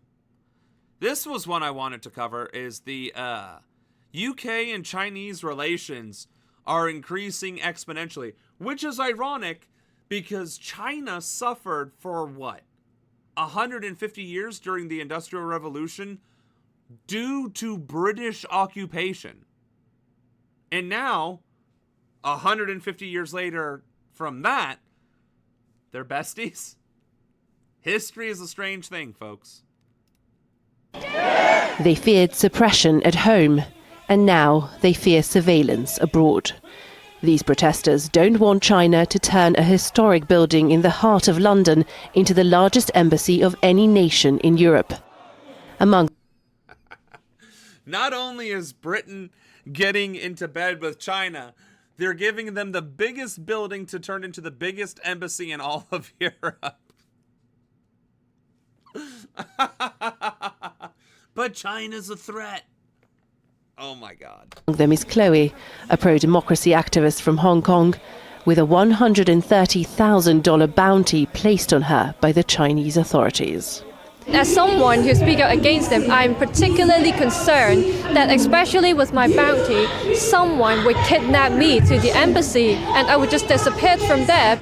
She said, You know, we talk a lot about China on this channel. And we say that, you know, China isn't as bad as West makes it out to be. But that doesn't make China good either, right? Because China is actively trying to annex Taiwan, which is, again, a sovereign state. And although I guess colloquially a territory of China, or at least historically one, doesn't mean that they should just invade it and take it over. But then again, here's the United States doing just that. China also has its own human rights violations problems, but how are we to talk? Because we are currently murdering our own citizens in broad daylight in their car after dropping their kids off at school. So, yeah, there are certainly concerns about, you know, Chinese involvement in the global sphere, but at the same time, like, who are we to fucking judge, right? We are literally... All of Europe is actively aiding and abetting Israel and trying to find loopholes to do so where some of their laws were put into place to make it harder to aid and abet Israel's genocide of Palestinians. So, I mean, okay, China might have had a bounty on this poor lady's head. That's not okay. It seems to be a suppression of free speech and being pro-democracy and so on and so forth, right? That's bad. But let's not pretend that that Europe or America or NATO or the EU or whatever are paragons of virtue, because we fucking aren't. But I digress. Says she's been followed by Chinese men in central London. Many of those protesting here are activists who fled China and now fear increased surveillance from this vast new side. But that's crazy. A lot of the, I guess a majority of them are Chinese refugees? Immigrants? That's crazy. Also, it just goes to show that capitalism doesn't give a damn about culture or borders. They care about power and control and influence. And apparently China has the most power, control, and influence at this time, which is true. Chinese trade is dominating every single sector in every single country in the world. It used to be America, but America then decided to be the world police and invade countries for a living and not invest in our own infrastructure that has been put in place since the 70s. And now we are reaping the consequences of those decisions. They may be Chinese gusanos. Sure, they could very well be Chinese gusanos. I'm not arguing that. But I'm also not saying that China has its own fair share of persecution of political enemies and dissenters, because they absolutely do. Chinese history is rife with human rights violations and massacres in the thousands and the millions. So let's not pretend, again, that China is a nation of virtue, because it isn't. It definitely is not. I would be willing to believe that these are refugees that fled Chinese persecution in some way or another. But then again, we are stringing up our own activists and dissenters and murdering them in the streets, kidnapping them and imprisoning them and charging them with terrorism. So again, I'm just saying, if Americans fled to some other country because there was a bounty on their heads from America, people like you and me would say, yeah, it could be this, it could be the other. They could be gusanos from America, but they could also be victims for speaking out against an oppressive government. And I'm willing to believe that it's a coin toss which one they are. That's where I'm at with it. I'm willing to believe it's a coin toss. They could be gusanos or they could be genuine victims. Because America is going to start fleeing the borders as well. And some already have. Granted, I don't know that they necessarily have bounties on their heads. But at the rate things are going, that is definitely going to start being the case. As we are seeing, the DOJ is beginning to target Minnesota Democrats in leadership. If they fled to another country after indictments and trials and whatnot, they would be refugees. But they'd also be gusanos because, well, they didn't actually exercise their authority to prevent it from happening, right? So, anyway, that is just, to me, a very interesting dynamic to these protests, because I thought they were just racist British people. But if it's Chinese refugees or immigrants, that has a bit more context and meaning. Opposition has also come from British lawmakers from across the political spectrum. MPs have warned that the building is too close to communication systems they say are critical to the UK's economic and national security. This is the site, covering around 20,000 square metres. And beneath this street run fibre optic cables carrying sensitive data from London's financial district nearby, as well as everyday communication from millions of people. See, this just looks like China infiltrated the UK government, and the same way Israel infiltrated the US government. Again, there is a very real likelihood that the ballroom is actually a front for a Israeli data center that's going to be built under the fucking White House. Now, this parliament, or this embassy, this Chinese embassy, is right in front of a critical fiber data line and the Royal Mint. Like, some of the most vulnerable places to the security, the economic security at that, of England. So, I mean, that's really fucking hilarious. And the Chinese are already hacking everyone on top of that, right? So why bother hacking when you could just tap into the line directly and just from the source, right? So you're right. I would be protesting too then at this point. It's like, okay, fine. You want to give them a mega embassy? Can we at least have it more than 30 steps away from the Mint and a major fiber optics line? Like, could it at least be across the street? Like, could it at least be in this building or maybe this building over here? So they actually have to cross the street in order to steal data or whatever. Like, this is in the same block. Like, imagine if the Israeli embassy was the building right next to the White House. Again, we might very well be building an Israeli data center under the White House. So, six of one, half dozen of another, right? So, yeah, I could see how this is a problem. Yes, national security fears. One, I legitimately see that.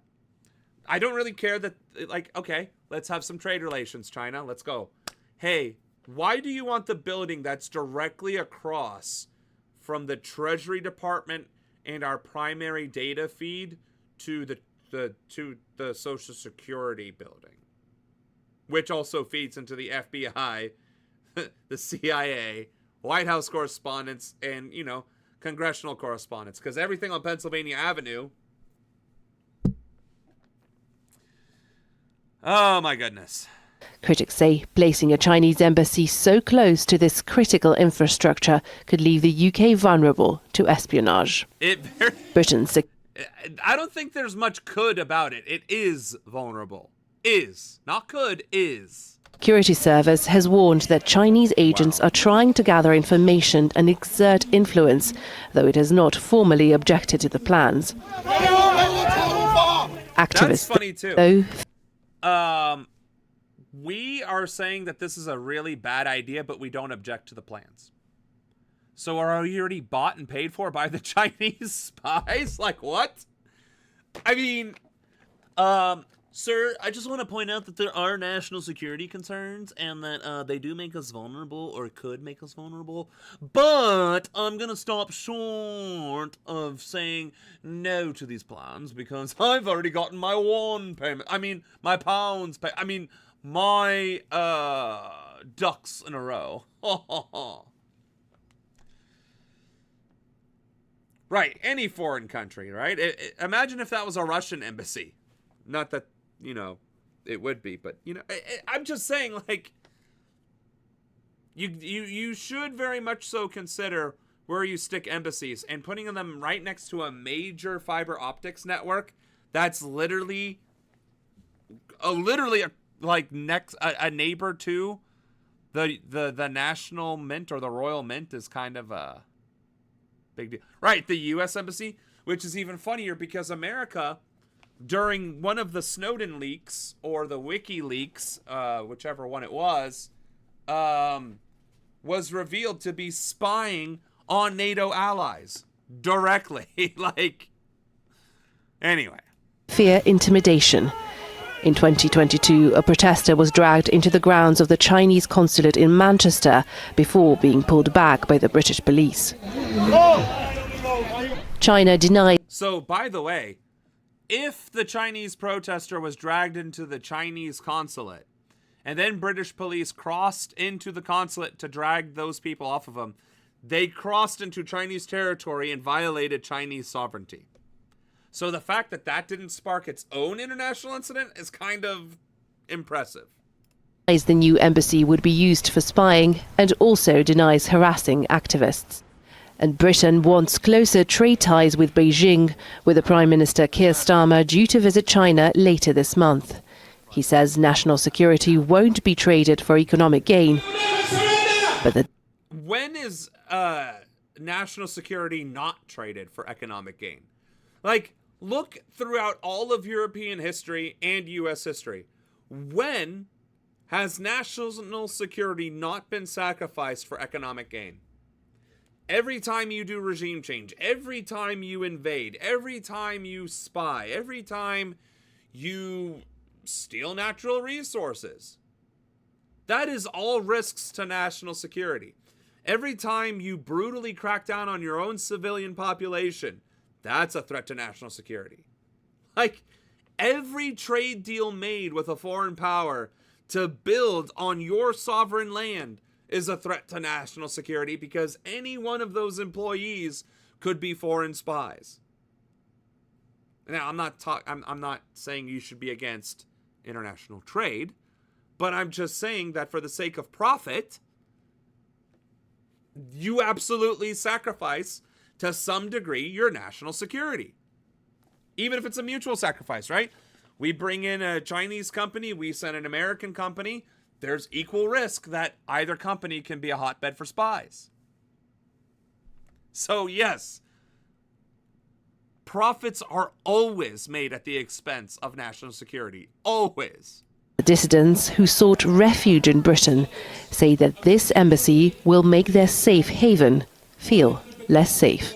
Milena Vasily. Well, imagine how you feel. Imagine how the American refugees feel.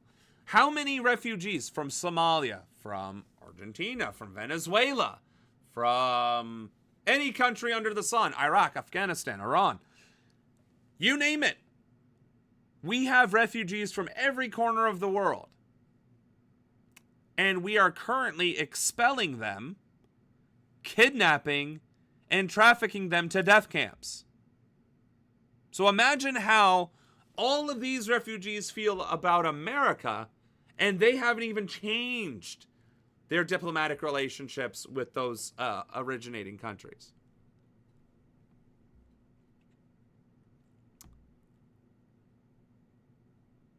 Oh, this is funny. Now, from the world's largest economy. So, China is supposed to be suffering from U.S. tariffs.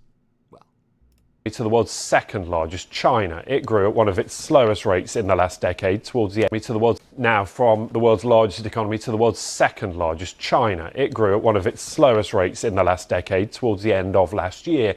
But despite a slowdown in the last 3 months of last year, Beijing hit its annual growth target of 5% while battling the on-off trade war. Now, just to put that into perspective, 5% growth in economic output is astronomical growth. Okay? You make $1 or you spend $1 to make a widget, right? And then you get the widget and then you sell it to make another widget, and so on and so on and so on across an entire economy, right? For that dollar to actually make any profit whatsoever, right? To grow, to expand, to where you're making 5% more of that widget, like, your economy has to be booming, people's wages have to be thriving, the cost of living has to be affordable, and luxury goods have to be accessible. And to set a target of 5% when the average GDP growth of a country is like 1 or 2% on a good year is ridiculous. And then to meet that goal, despite it being one of the slowest years, again, ridiculous. And remind you, it's the second largest economy in the first place. The second largest economy in the world grew by 5%. 20 years of 3% gain each year is a doubling. Right? It should only be 60% growth, right? No, but it's a doubling. So imagine what 5% is. I think it's more like 10 years. 5% growth over and over and over again, I think amounts to 10 years. I don't know what that math looks like off the top of my head. And I know there's an equation. I can do it on Excel, but let's see. It's like 10,000 0.05. So it would be equals this plus this times this, and then equals that all the way down.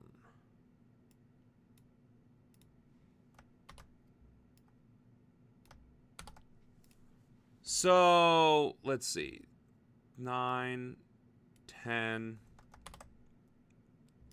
maybe it's 15 times.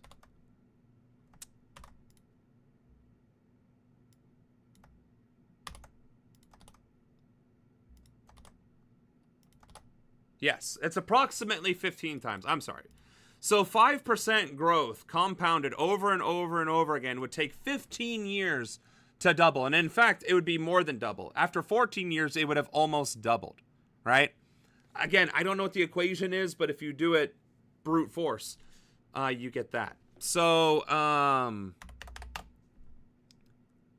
we'll just do another Excel thing. You guys aren't seeing the Excel that I'm doing. I get that. I'm not arguing. I'm just trying to give you the numbers that I'm seeing. So, if we change that to like 7%. 7% growth year over year over year is 10 years and you get doubling. And if you do 10%, it's 7 years. 10% growth year over year. These are astronomical numbers, by the way, right? I mean, 1 to 3% is what it is what you would expect. So imagine if China meets 5% growth next year, and the year after. After 14 years, whatever their GDP is right now will have doubled. That kind of output is industrial revolution levels of output improvement.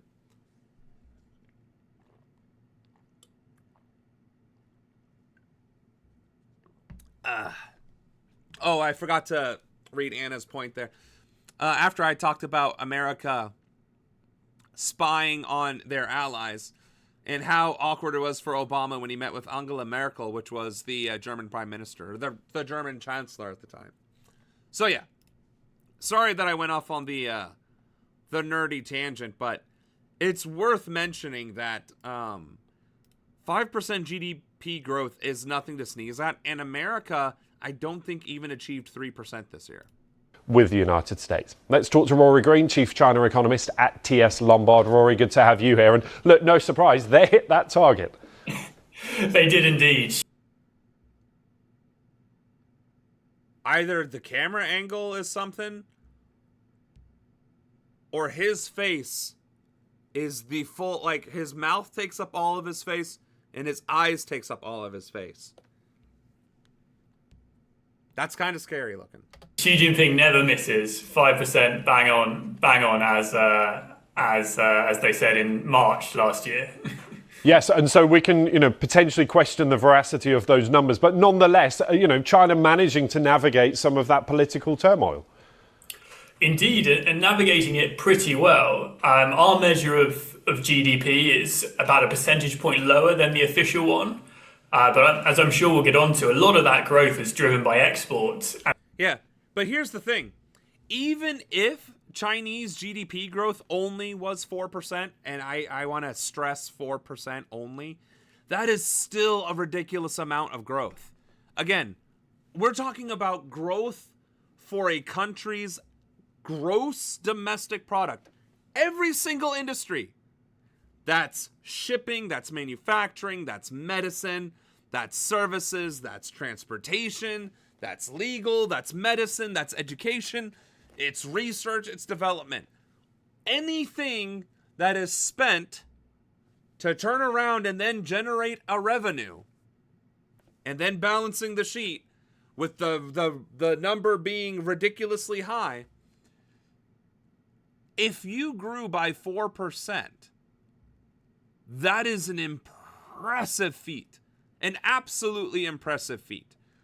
And mind you, during China's industrialization 30 years ago, when they started investing heavily into like high-speed rail, well, I guess that would be 20 years ago. Still, when China made the decision to invest in its infrastructure, they had like rocket growth, parabolic growth, year over year over year, until it started normalizing, right? And now we have like this kind of growth. Instead of parabolic, now it's this, right? It's evening out, but at the evening out stage, to still match and achieve 4% growth, that is a ridiculous achievement. And that is verifiable. We can ask Germany how much they imported from China. So that, it is a real number, and it's been resilient despite the big Trump tariffs. Yeah, and what's interesting, which is funny because the big Trump tariffs, they shrugged them off immediately. They're like, okay, fine. You're going to give us tariffs, we're going to blow you off entirely. And it nearly crippled our economy. Of course, is that, the changes we may see as a result of those Trump tariffs in the way that the world does business. And actually, whilst President Trump might try to cut China out of the trade picture, it's forging its own new relations with other countries. It is. We've seen agreements with Canada. The EU is talking more favorably with China on vehicle imports. And it's a combination of other countries looking for alternative supplies from the US and from China. And I think still underestimated is the massive gain in productivity and technology that is happening within the PRC. There's been some real rapid movement up the value chain. And China is no longer just making the cheap stuff.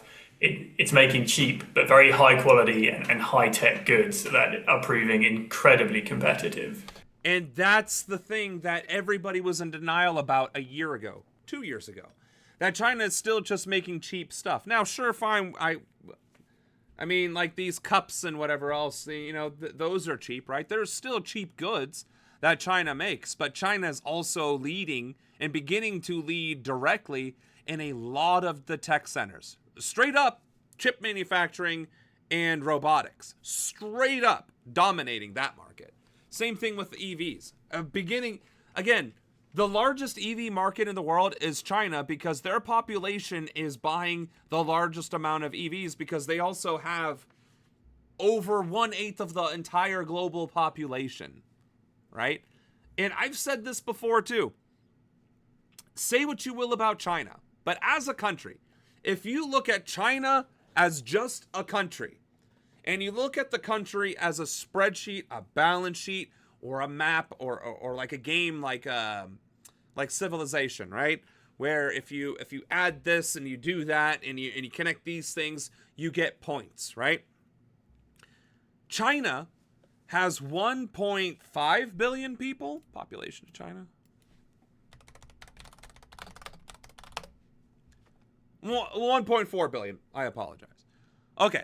China has 1.4 billion. America has 330 million. That is roughly 4.5 times the amount of population that we have in the United States. China has been building high-speed rail for both domestic travel and industrial transfer of goods for the past 20 years and has over 18,000 miles of high-speed rail, something along those lines. On top of that, they are building their own chips, they're building their own quantum computers, they're building their own software operating systems. They're doing all these things. 1.4 billion people, over an eighth of the population of the Earth. A landmass that's equal to the United States, to include agrarian land to grow crops and industrialized land for the population centers. If you look at all of these things, all of these components, the sheer amount of manufacturing facilities that they have, the investment in technology, the investment in improvements and research and development, their supply chain, their ability to get things from China and places within China to anywhere else are astronomical. On top of that, they have a workforce that dwarfs the entire population of the United States. And honestly,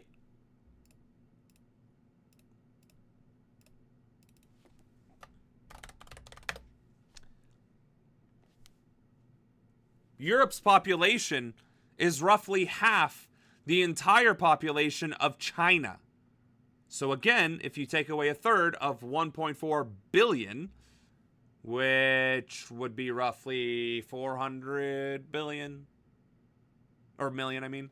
So that's still a billion people. And if you take another third from that, right, for the elderly, right, so that's 800 million, so you'd have 600 million.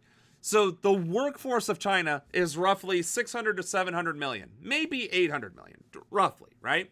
Depending on how late into the years the Chinese work. The entire workforce, just the workforce population of China, exceeds the entire population of Europe. When you multiply that by the industrial capabilities of China on top of their technological capabilities and the sheer workforce that they have at the disposal, one country, China, can literally outproduce all of Europe and can outproduce America by a factor of 2. And that's workforce to total population. That's not workforce to workforce, because the U.S. workforce is 150 million. So that's nearly 6 times the workforce as America, i.e. 6 times the output, 6 times the ability to manufacture goods, provide services, or conduct research. The Chinese could, realistically, with just their workforce, outproduce all of Europe's workforce and all of America's workforce and still have workers left over. Meaning, China could replicate every single industry by the numbers. By the numbers. If there's 30,000 employees in this industry, China could hire them. If there's 100,000 in this industry, China could hire them. If there's 1 million in this industry, China could easily hire them. Across the entire gamut of Europe and America. So, the fact that China is only growing at 5%, despite all of those, like, I don't even know what you would call it, like, benefits, metrics, is a testament to American industrialization, right?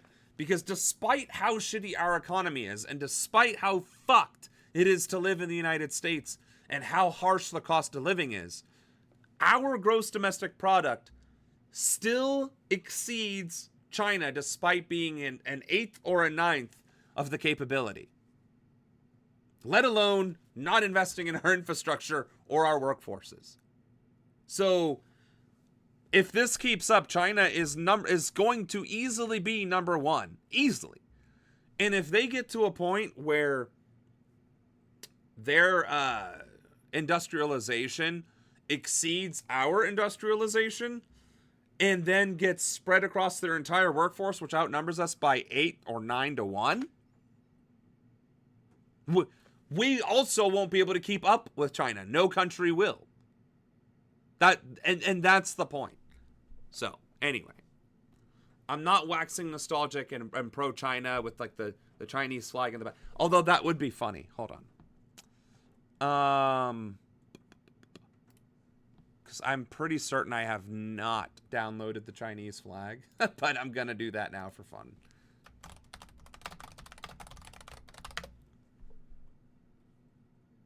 What's a good one?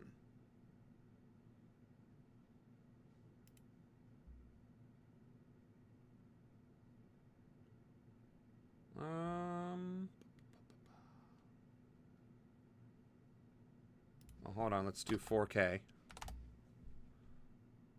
You know what? That's okay. Let's do it here. Let's just look it up all together now.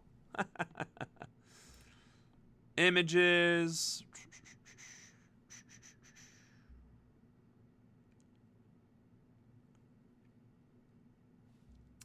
Because that's the Oval Office. Right? And we've done Jinping's office, and it wasn't anything like this, so. We'll just have to do the... This one's pretty badass looking. Oh, I guess you can't see it.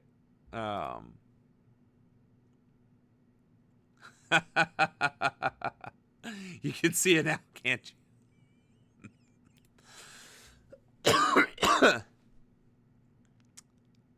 Standard? Oh, come on with your bullshit.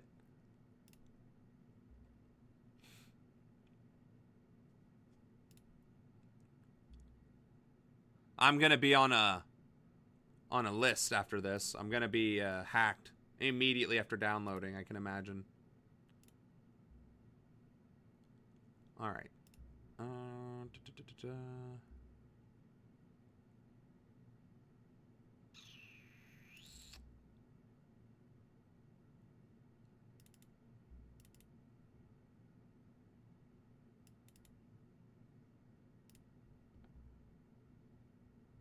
All right. So just to be cheeky. Image. Chinese flag.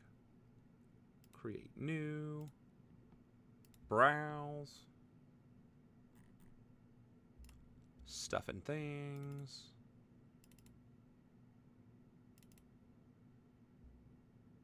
Where'd it go? Oh. There it is.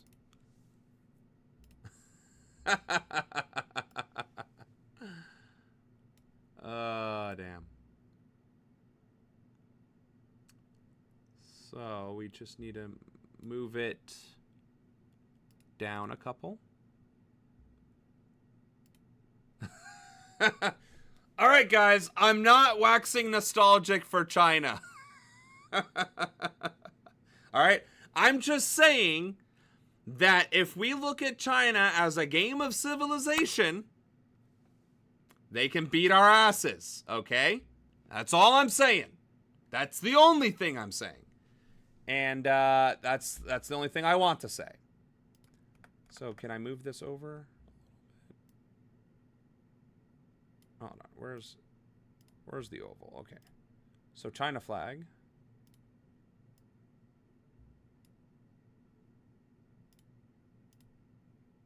Okay.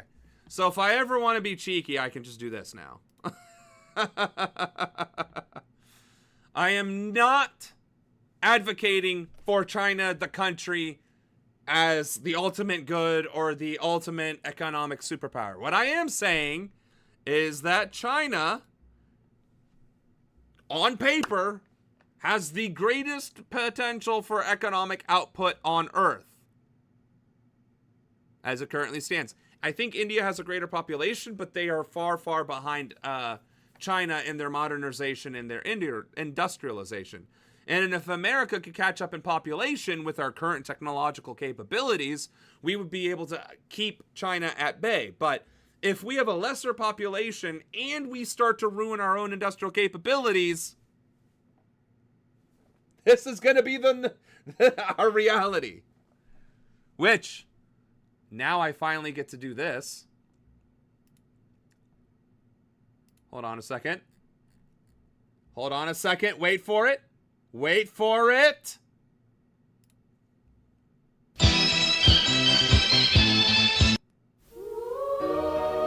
Here we go, yeah. Or is there a better one?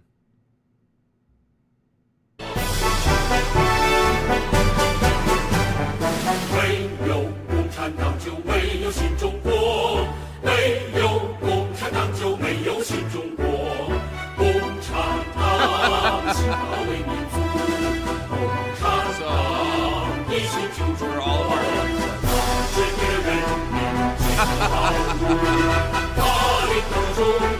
What's this?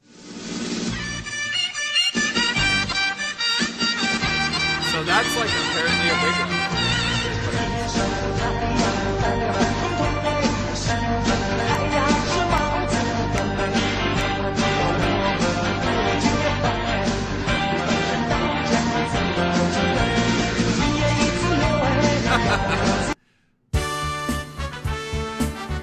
And look at this propaganda.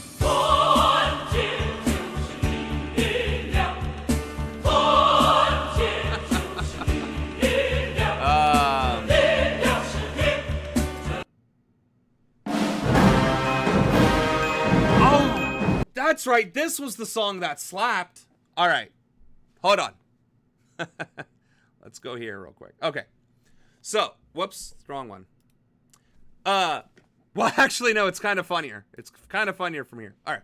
So, if the United States of America continues down this path, this downward spiral of not investing in our own industry, our own infrastructure, and making it easier to live in the United States, China, with their superior numbers in workforce and their ever-improving technological output, plus their current economic output, is going to change all of us into this.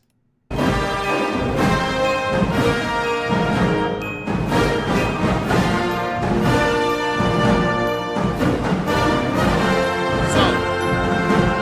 just saying, if you want to be a patriot, invest in America and invest in the boring American infrastructure like rail and mass transit systems and things like affordable housing. Because otherwise...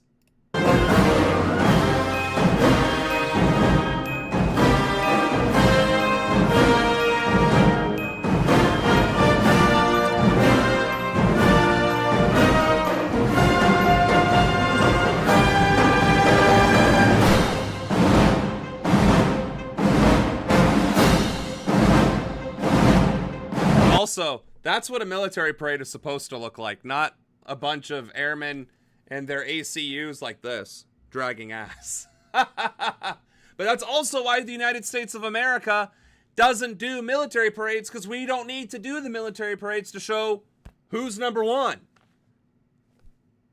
We just assume. I'm not gonna lie, this is an astronomically cool looking picture of the flag, of the Chinese flag. Now I'm kind of curious if there's an American flag background 4K. See, this is good as well, right? That invokes a lot of patriotism. It's not the right size, it's the scaling, right? So it won't fit as a background, but like, where's the rain on? I mean, I guess the American flag shouldn't be in the rain. It's part of the flag code. What's another cool looking one? Do we have a cool looking one? Right? The Utah man and the... Oh, the Utah man and the tornado. But it's not in the rain. I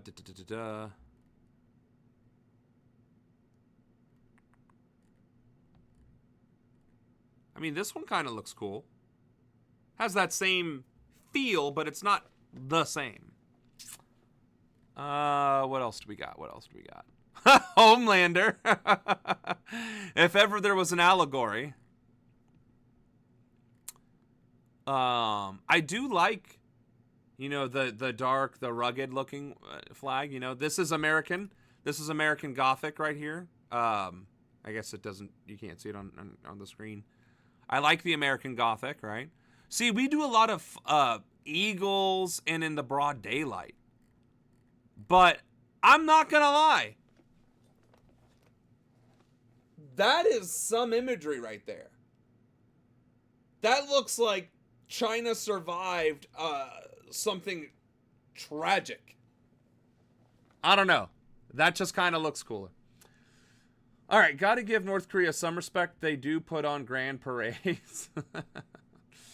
It just makes Kim feel like his dick is 5 miles long. I bet it does, and I bet that's what Trump was hoping for and didn't quite get. Also, this one's nice. It's this one right here. It's not quite the rain, but it has like that nice overcast shadow. I like it. Again in the night, which cool. But this is cool. Like that's like, isn't that the fantasy of, you know, I'm an American. I struggled through the swamps of the rain and the rugged mess, and at the end of the day, I killed me some commies.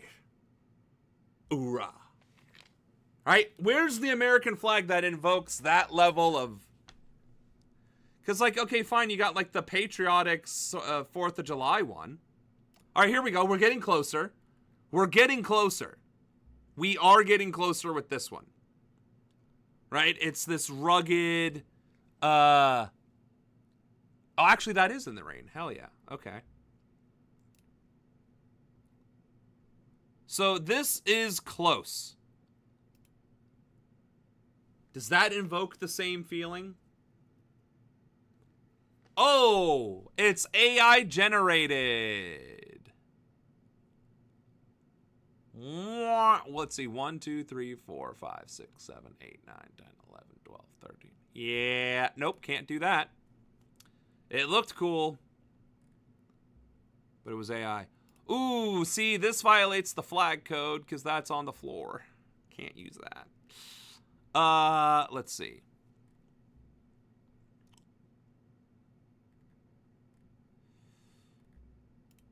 See, we have a lot of, like, patriotic flags, but none of those that make it look like we overcame something. See, that's on the ground. Or on a couch. By the way, ooh, here we go. But that's definitely AI. 1, 2, 3, 4, 5, 6, 7, 8, 9, 10, 11, 12. Yeah.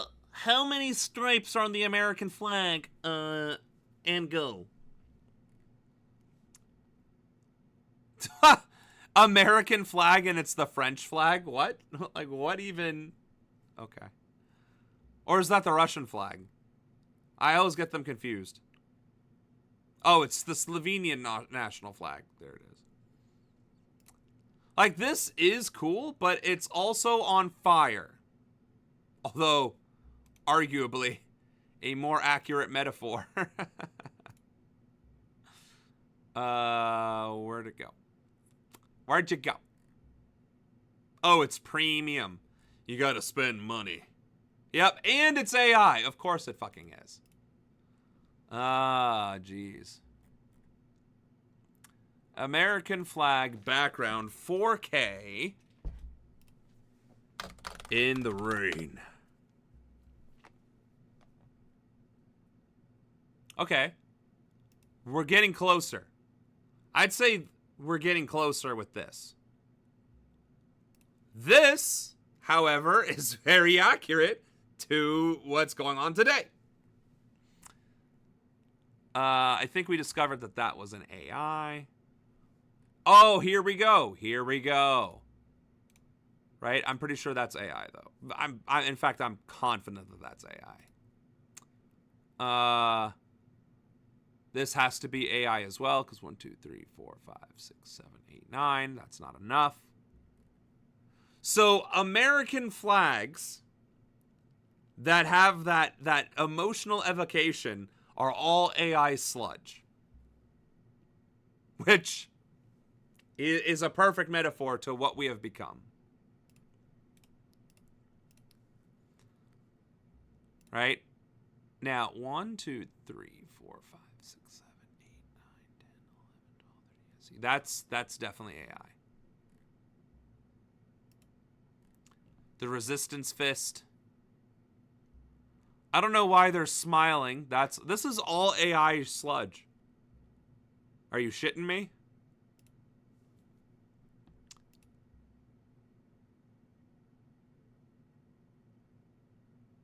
I mean, I'm guessing that's AI sludge as well, but that definitely invokes something, just not patriotism. Wow.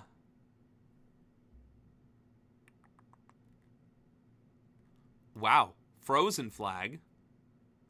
1, 2, 3, 4, 5, 6, 7, 8, 9. AI sludge.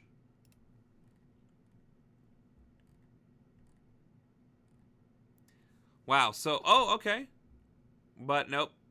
Actually, I'm guessing that's still going to be AI sludge. Oh, here we go. This looks like an actual flag picture. But see, that just invokes coming home. This invokes China, power, glory.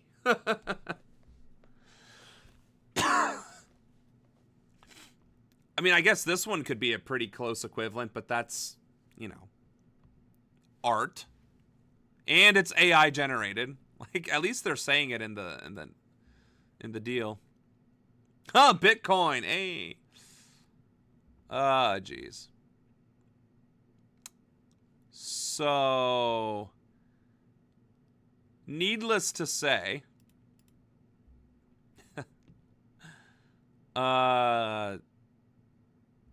they're either in gross violation of the flag code or they're AI sludge. I think this might be an actual photograph. Let's check this one out.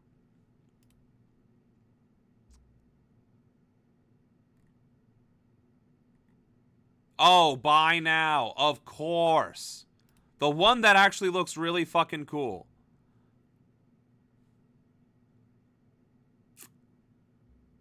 I mean, it doesn't invoke the same thing, but shocking that that's the one that costs money. Anyway, I think I kind of went off on a tangent. My apologies. And I better change that back. All right. Trump's parade was fitting for... Oh, my God. How about the patriotic kitty? I mean, there is that. Some of them look like they have too many stars as well. Yeah, I'm not going to sit there and count all the stars, but suffice to say, right? Okay, how much time did I waste? Only a few minutes. Okay, good. All right.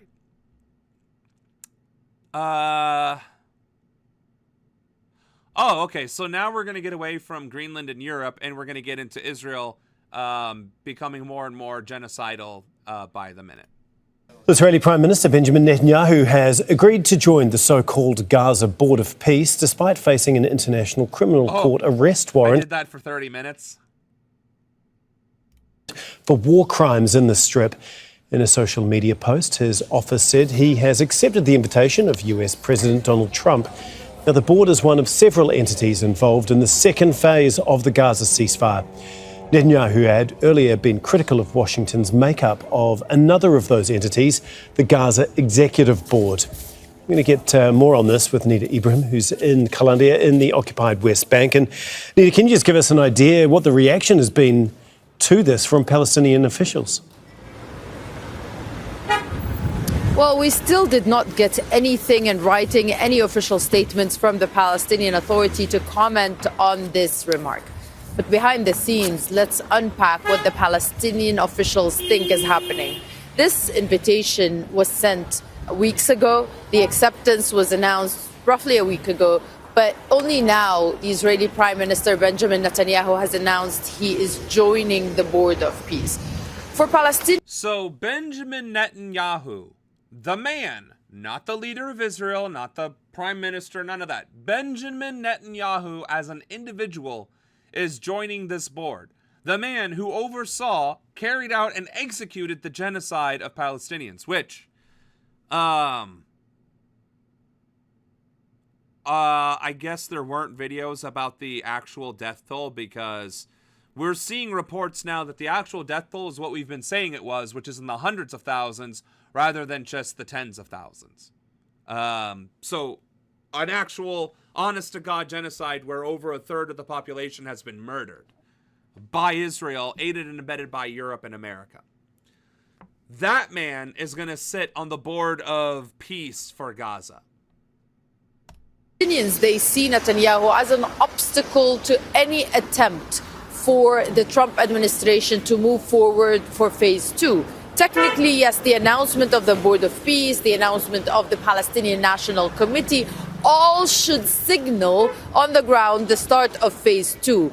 But Netanyahu is not interested in one of the key elements of this phase, which is withdrawing the Israeli troops beyond the yellow line. In fact, if we see what Israel is doing inside the Gaza Strip, it's actually taking more lands from Gaza, inching closer into Gaza's territory on the other side of the yellow line. So if that signals anything, it signals Israelis' intention not to withdraw from Gaza. Remember, which we called that out literally as soon as the ceasefire was written.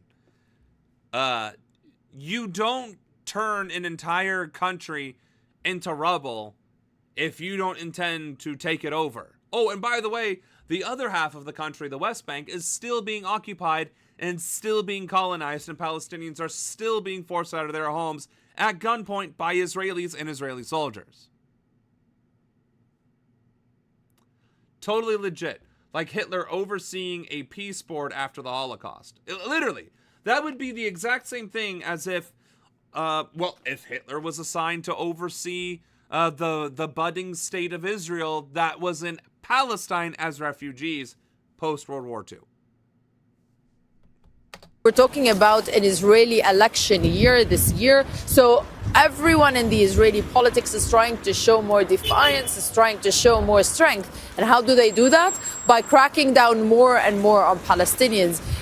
How is cracking down on a people who have literally nothing, who are starving to death and freezing to death, anything remotely resembling strength and not cowardice and brutality? Which just goes to show how fucking far gone Israeli people are. Which Israeli people are Europeans who are going to Israel for free stuff.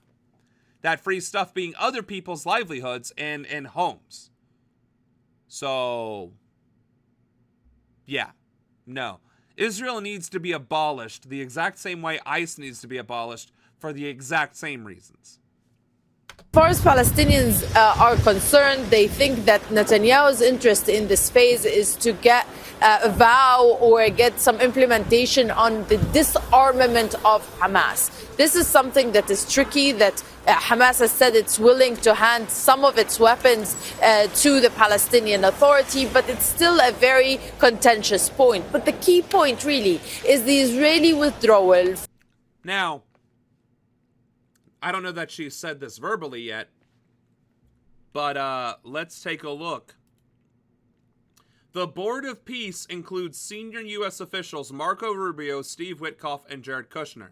Jared Kushner, who is also the son-in-law of Trump. And Marco Rubio, who finally got his wet dream of invading Venezuela and getting Maduro out.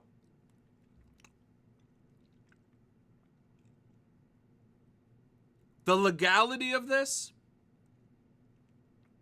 is nowhere to be found.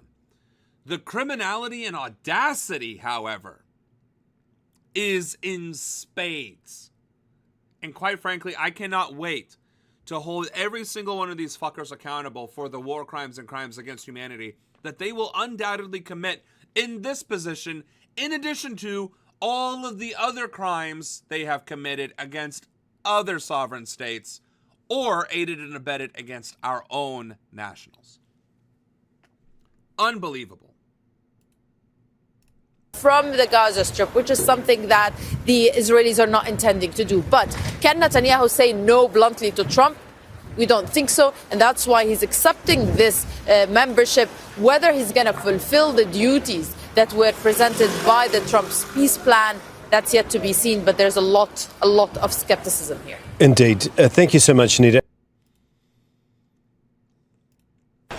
The UN is calling for Israel to halt its demolition of the occupied East Jerusalem headquarters of the UN Relief and Works Agency for Palestinian Refugees. The Secretary General views as wholly unacceptable the continued escalatory actions against UNRWA, which are inconsistent with Israel's clear obligations under international law. Buddy, Israel has the obligation not to commit genocide as well, or to engage in colonization. And yet here we are. So less talking, more occupying, invading, and dismantling Israel as a terrorist state. My 2 cents. Including under the Charter of the United Nations and the Convention on the Privileges and Immunities of the United Nations. UNRWA Commissioner General Filippo Lazzarini said Israel's actions are a new level of open and deliberate defiance of international law and an unprecedented attack. So then why aren't you doing anything about it? Against a United Nations agency and its premises. Most UN staff stopped working from the building more than a year ago after Israel seized the premises. Staff left due to security concerns. On Tuesday, UN officials in the region said Israeli forces pushed out private security that were tasked with guarding the building on the UN's behalf, and also confiscated their electronic devices. In October 2024, Israel's parliament passed a law banning UNRWA from operating in the country and prohibiting Israeli officials from having contact with its staff. Like that wasn't a clue back then? Hello? Israel is kicking you out. They don't want oversight, and they don't want to work with you. They are flagrantly flouting international law and regulations and all this other fun stuff. And they've been doing it for 3 years, arguably for 80, but everybody thinks history started on October 7th, so let's start on October 7th.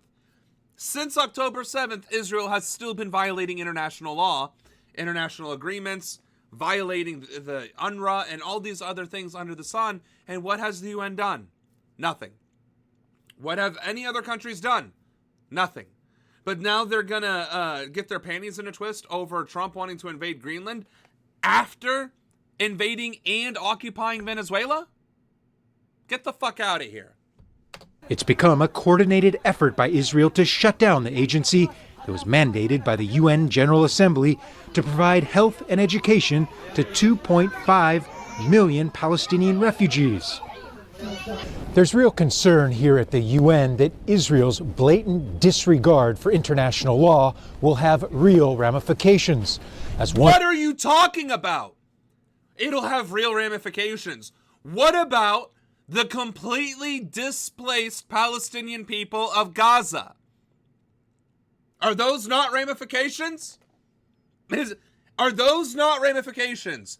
The hundreds and thousands of dead, murdered Palestinian men, women, children, and elderly.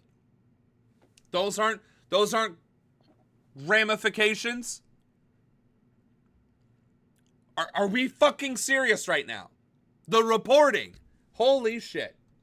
One official said what happens today at UNRWA could happen tomorrow at any other international organization, whether it be in the occupied Palestinian territories or anywhere else in the world.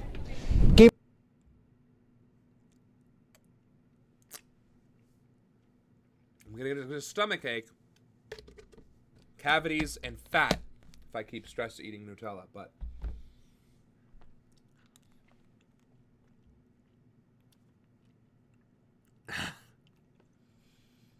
if Israel continues to do things unchecked, other countries might do things unchecked as well. What will we do? Hear me out. Crazy idea. Crazy idea. I know it's a crazy idea, but hear me out. maybe, hold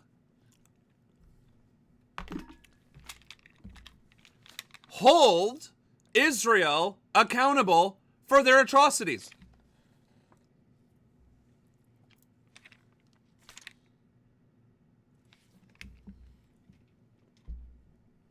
And I guarantee you no other country will have the audacity to try. But what do I know?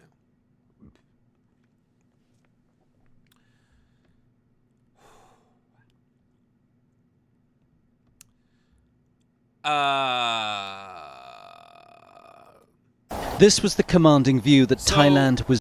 So far, in today's stream, about 2.5 hours worth, and my 30 minutes, every bit of news has had some involvement of the United States in it. And make no mistake, Israel, I mean, we did, right? Israel, the peace board or whatever, involved America and American senior leadership, right? This is literally the first news thing, the Thailand-Cambodia border conflict, that has nothing to do with America. But let's see if I'm wrong. was not prepared to give up. Stretching out along the horizon, enemy territory as far as the eye can see. Hill 350, where the fiercest battles in the war with Cambodia were fought. The trees that remain tell the story, pockmarked with bullet holes. Unexploded ordnance litters the area, as do landmines. But the ties are well dug in, and for the moment, the peace continues to hold. How long will this peace last? As I said, there's no indication of any incident that will lead to a new conflict. The battles also raged in a series of ancient Khmer temples along the borderline. This shrine to the Hindu god Shiva was built in the 11th century.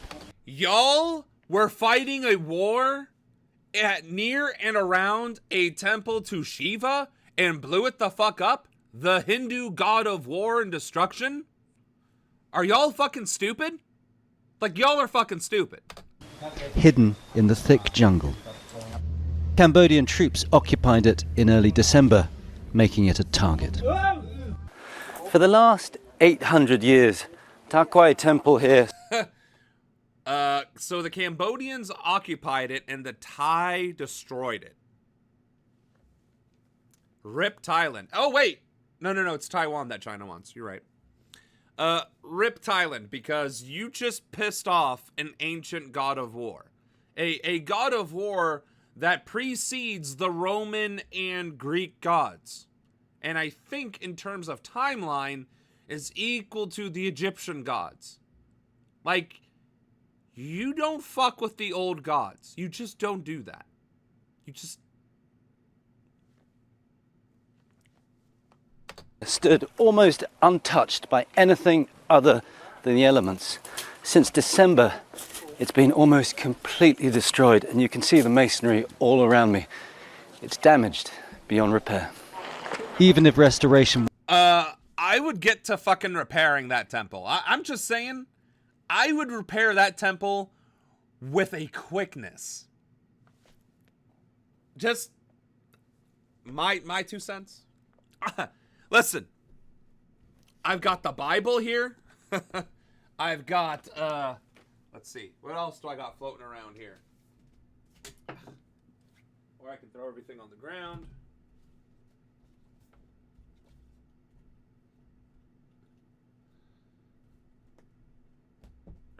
Let's see. So I got the Bible. I got the Silmarillion, which is the equivalent of the Bible for the Lord of the Rings. Book of the Fallen, which is, I guess, technically the opposite of the Bible. Goetia, which is actually part of the Bible that was removed after the something of 400 AD. The Emerald Tablet of Hermes, which I believe is also part of the Bible. History of the Tablet.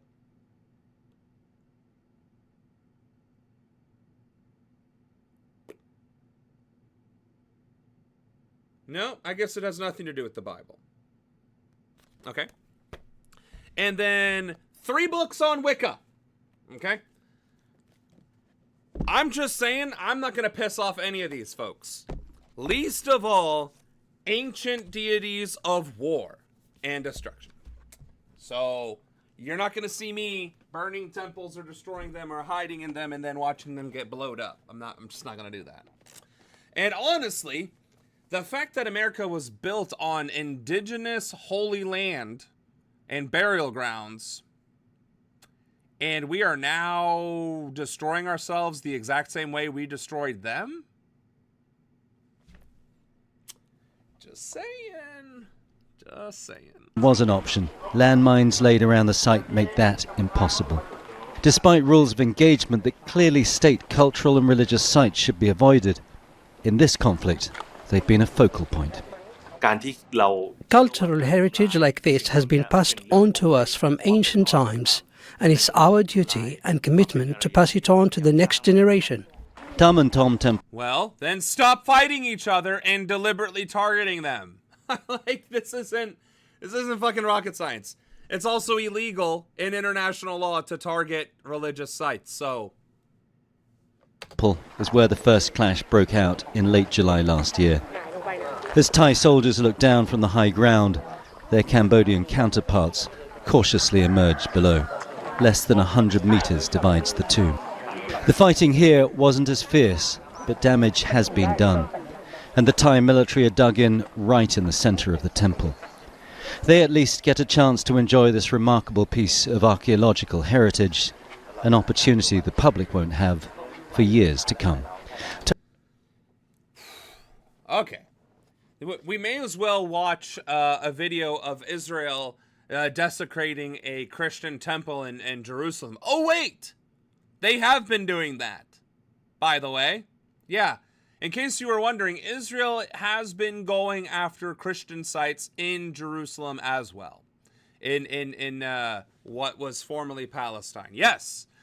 The Zionist entity is absolutely persecuting Christians mercilessly and desecrating their holy sites. I don't know if there's a video on that yet, but another conflict. A 4-day ceasefire is underway between the Syrian government and Kurdish-led Syrian Democratic Forces following renewed fighting in the north. The government says the truce will give the SDF time to integrate Kurdish-led civil and military institutions into the Syrian state. The US says it'll be working to ensure that the ceasefire holds. You know, I was just about to say, is America somehow sticking their grubby little mitts into this? And sure as shit, we are. Al Jazeera's Ayman Ogana has more from Damascus. The government and the Kurdish-led Syrian Democratic Forces said they'd reached a new common understanding on the future of the country's northeast. The deal focuses on Al-Haska province, promising a phased integration of SDF institutions into the state while keeping Syrian troops out of major Kurdish-populated city centres and villages. Damascus has given the SDF an ultimatum of 4 days to fully integrate into Syria's institutions. The SDF say they are committed to the agreement. This is the second ceasefire between the SDF and the Syrian government this week. On Sunday, here in Umayyad Square, there are celebrations following the first US-brokered ceasefire on January 18th. There are no celebrations tonight, as some fear this ceasefire too may not hold. Even some in the government say they feel we still may see further violence.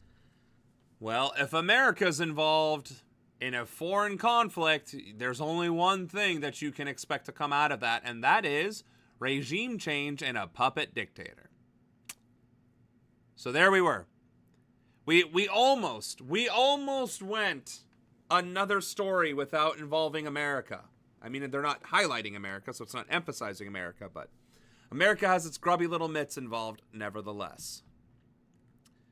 Now here's an interesting one. South Korea's former prime minister has been found guilty of engaging in the key action of insurrection for his role in a failed declaration of martial law. Let's pay attention to this one, folks. South Korean Prime Minister Han Duck-soo was found guilty of an act of insurrection due to trying to implement martial law because of dissent. He was found guilty in 2024, I believe. and he was removed from office and sentenced, charged, and so on and so forth.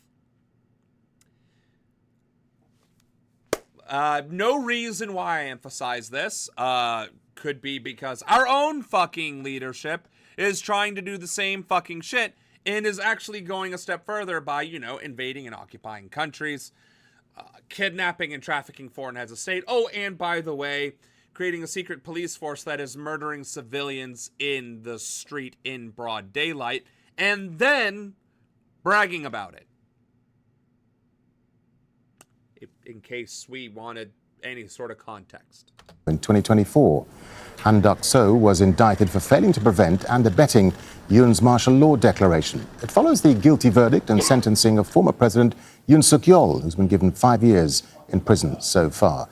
Well, Jack Barton joins us live now from Seoul. Jack, so just talk us through this verdict and the importance of this case. Yes, the importance of this case and how authoritarianism that is rising through the ranks across the globe should really be paying attention to. Well, we've reached the end of the verdict now in what is a very important case because former acting President Han Duck-soo is the first official to face a verdict on charges directly related to the act of martial law. That is the declaration made by former President Yoon Suk-yeol, who's since been impeached back in December 2024. Various officials on trial. This is the first verdict, and 23 years he has received. That is higher than the 15 that the prosecution was asking for. He's been found guilty of all the major charges, including lying under oath, of helping organise a cabinet meeting that was made to look normal but was in fact a cabinet meeting preparing for the rolling out of martial law, and for also ordering the destruction of key evidence, which was a revision of the martial law draft that was supposed to be watered down. Do we need to play that again? Let's play it again. Let's play it again. Major charges, including lying under oath. Which Trump has done repeatedly. Of helping organise a cabinet meeting that was made to look normal but was in fact a cabinet meeting preparing for the rolling out of martial law. Again, telling the media that he's going to not invade Venezuela, that, we're not going to occupy civilian places and all these other things. And for also ordering the destruction of key evidence, which was a revision. Epstein files. Congress dictated that they must be released, and instead we're redacting them to the tune of looking like this napkin. Of the martial law draft that was supposed to be watered down after it failed. So a much stronger sentence than the prosecution had asked for. The judge also ruling that the declaration did amount to insurrection. There was a lot of doubt over whether that would occur, but the judges said yes. Insurrection here defined as either a riot to undermine the Constitution or an act to overthrow a government. The judge saying this. You mean like January 6th? You mean like dismantling every institution of the United States government? You mean like funding a secret police force and then deploying them into our cities to terrorize them? While violating simultaneously due process and civil liberties? Huh. Interesting. This was a self-coup. This was the president declaring a coup against his own government in order to try to stay in power. And you don't say. You don't say. Huh. I think we should save this video and just this clip, like this minute or so of content, and just play that on loop. For no reason whatsoever. And he said it has shaken the very foundations of democracy here. So a strong sentence and very strong language from the judge. Yeah, Jack, and how does this case then relate to the verdict for former President Yoon Suk-yeol, which is due on February 19, I think? There's no doubt now that it has a very strong bearing on that case, even though they're very different. Han Duck-soo, of course, still proclaims his innocence, says he had nothing to do with it, says he opposed martial law. In the case of the impeached former president, it's very clear that if he wasn't the mastermind, at least he had a very central role. It was Yoon that came out and made the declaration on television on that night. So, it's very clear. And the judges now said this does amount to insurrection in South Korea that can either carry a death penalty or a potential life in prison. As it should. And are we paying attention? Are we paying attention? The prosecution is calling for the death penalty, even though that hasn't been carried out in decades here in South Korea. But it's very clear now the court is prepared to take a tough stance. In the case of Han Duck-soo, a tougher stance than the prosecution was asking for. We'll have to wait and see whether he goes along with the death sentence, but it certainly doesn't bode well for former President Yoon when his final verdict comes up. It is expected on February 19. All right, Jack. So that's exactly what the death penalty is there for, to do, is exactly for that reason. If you have a head of state conducting an insurrection against your country, fails, gets tried and prosecuted, you execute that fucker. Because they're gonna keep trying from prison, and the longer you keep them alive, the longer they have a chance to state their case and make their claim and build up support on the outside until it eventually topples the government. Because that is what happens every single time. Every single time. Every single fascist leader, every single authoritarian has been arrested or been persecuted by society, and they bitch about it long enough to stir up the controversy, to create a platform, to create a semblance of normalcy and justification, and then they win. Kill them.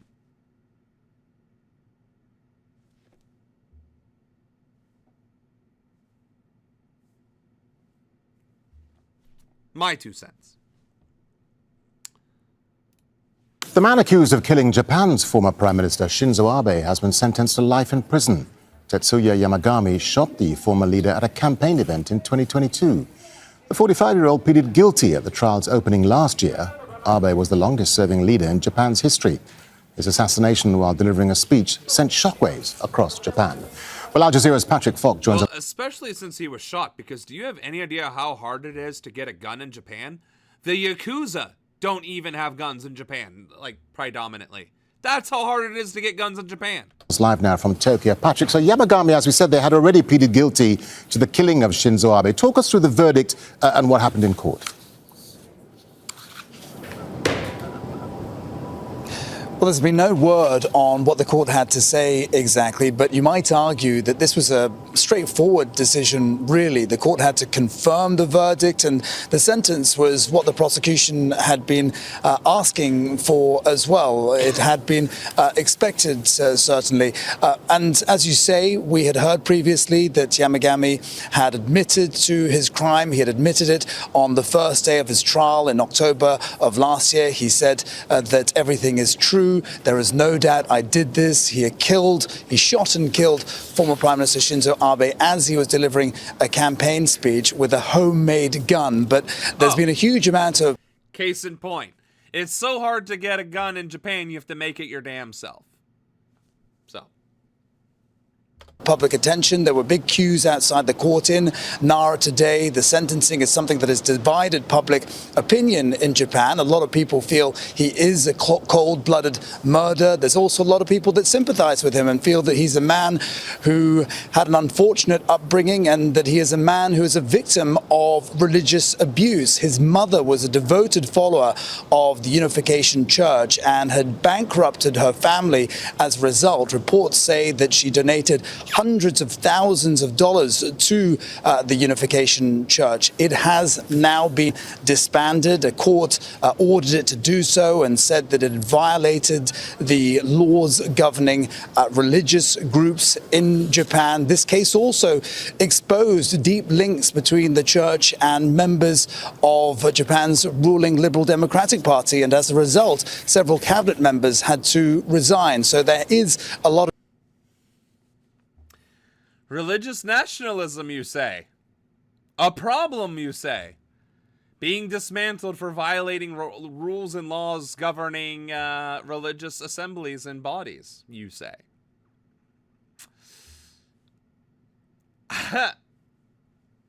Interesting. It's almost as if Asia actually embraces this concept of democracy and doesn't tolerate intolerance. It's a crazy concept, right? Okay. lot of sympathy for Yamagami despite the sentencing today. All right, Al Jazeera. Alrighty.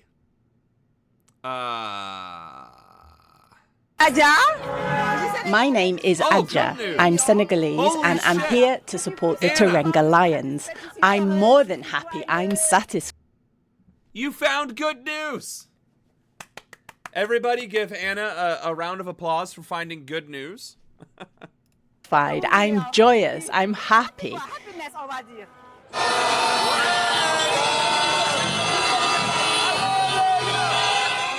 We are proud. We are so proud of Senegal for defeating Morocco. They manhandled us. We are so proud of Sadio Mane, of Pape Diaw for what they did. Even though they were sanctions, we're so proud of them. Bravo to the Lions. Bravo to the nation. It was very difficult for us to win because they had hundreds of thousands of supporters. We had about 2,000. But thank God we won. We are proud that the cup is here in Senegal, especially in Dakar. We hope the team will go to the World Cup and become champions. It's a dream for all Senegalese to go and support them in the United States and help them bring the cup here. Long live Terenga. I don't think the cup's being held in the United States there, darling. I'm pretty damn certain that the World Cup's gonna get did moved because of all that their ICE activity, and then they're terrorizing and revoking the visas of all of them there foreigners that'd be coming into our America to go watch that there World Cup, including the players themselves. So I ain't really thinking that there's gonna be a World Cup in America, but I understand and digress. What would be hilarious, though, is if it was being held...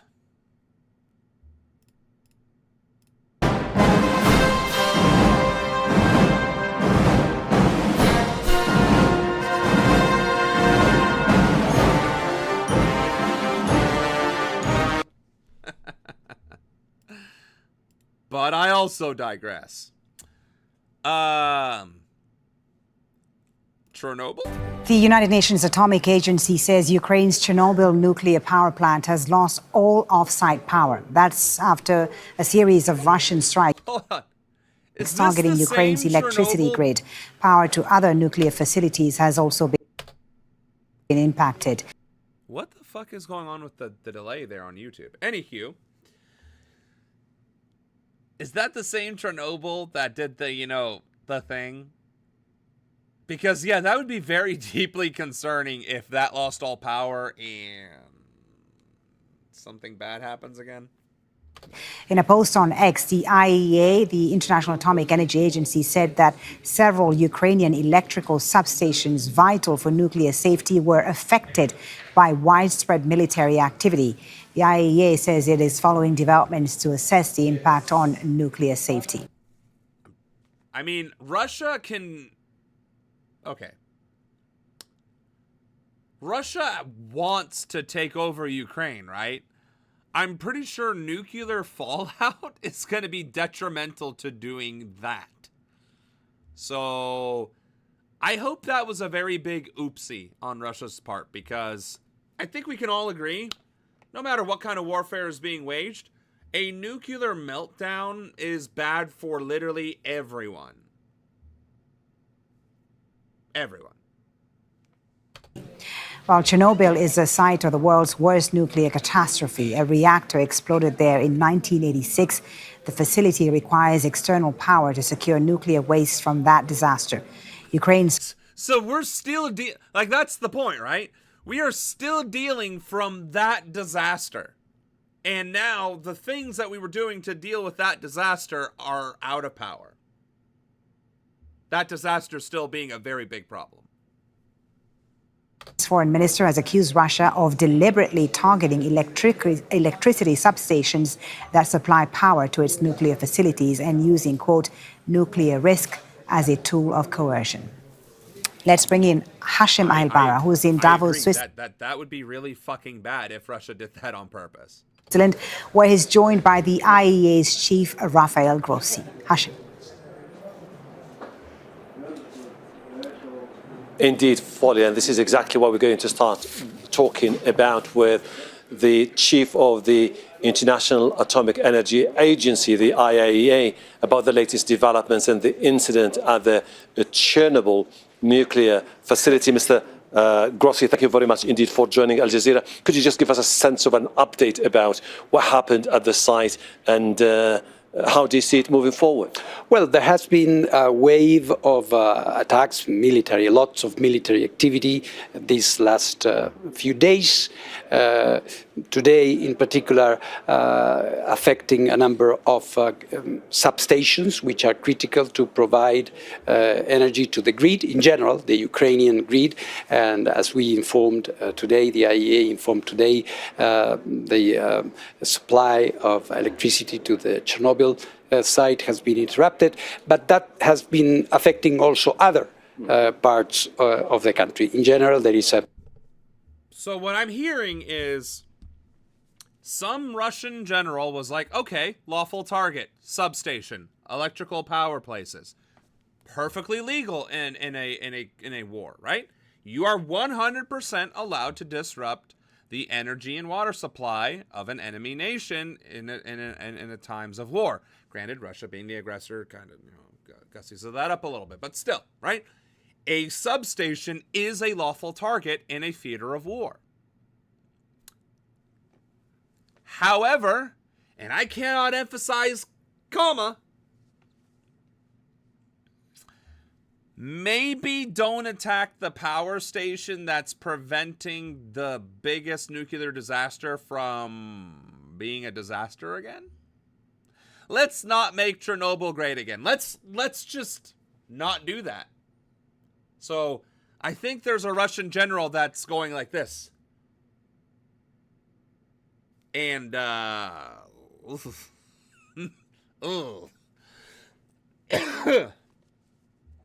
except that it is freaking, yeah, exactly. So, there is that. Very important energy deficit because of this, and we are monitoring this very closely because it may have an implication on the safe operation of the other nuclear power plants, Rivne, Khmelnytsky, and South Ukraine. On that particular issue of the nuclear safety at those plants, could this be the moment to further raise awareness about the need to beef up safety procedures to prevent a catastrophic outcome similar to the one that happened in the we are following this. We are following this.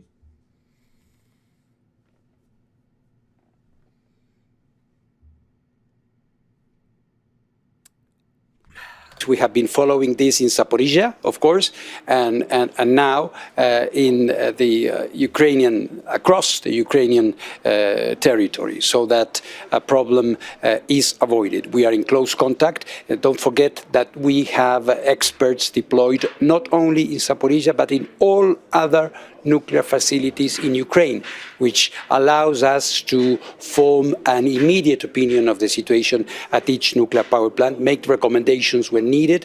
When episodes like this happen, normally there is a regulated management of the functioning of a plant. It is reducing its regime so to avoid accidents. But of course, it is a very delicate situation. I would like to ask you about another issue, which is Iran. Your inspectors were there in December. They visited some facilities. Could you further elaborate on this? Well, after the... So wait, we went to Ukraine and Chernobyl being no longer supported, and now immediately into Iran? Really? A 12-day war past June. Inspections were, of course, interrupted, and ever since we have been trying to reconstruct our inspection activity, which is indispensable in Iran. We have been able so far to complete inspections in all the sites that were not affected by those attacks. But obviously, we have Natanz, we have Isfahan, we have Fordo, which were affected by the attacks, but where nuclear material still exists and important equipment is there. So, according to the legal commitments that Iran has, this need to be shown to the IAEA so that we can provide credible assurances that there is no diversion of material and there is no proliferation risk. We have been Okay. So there's that as well.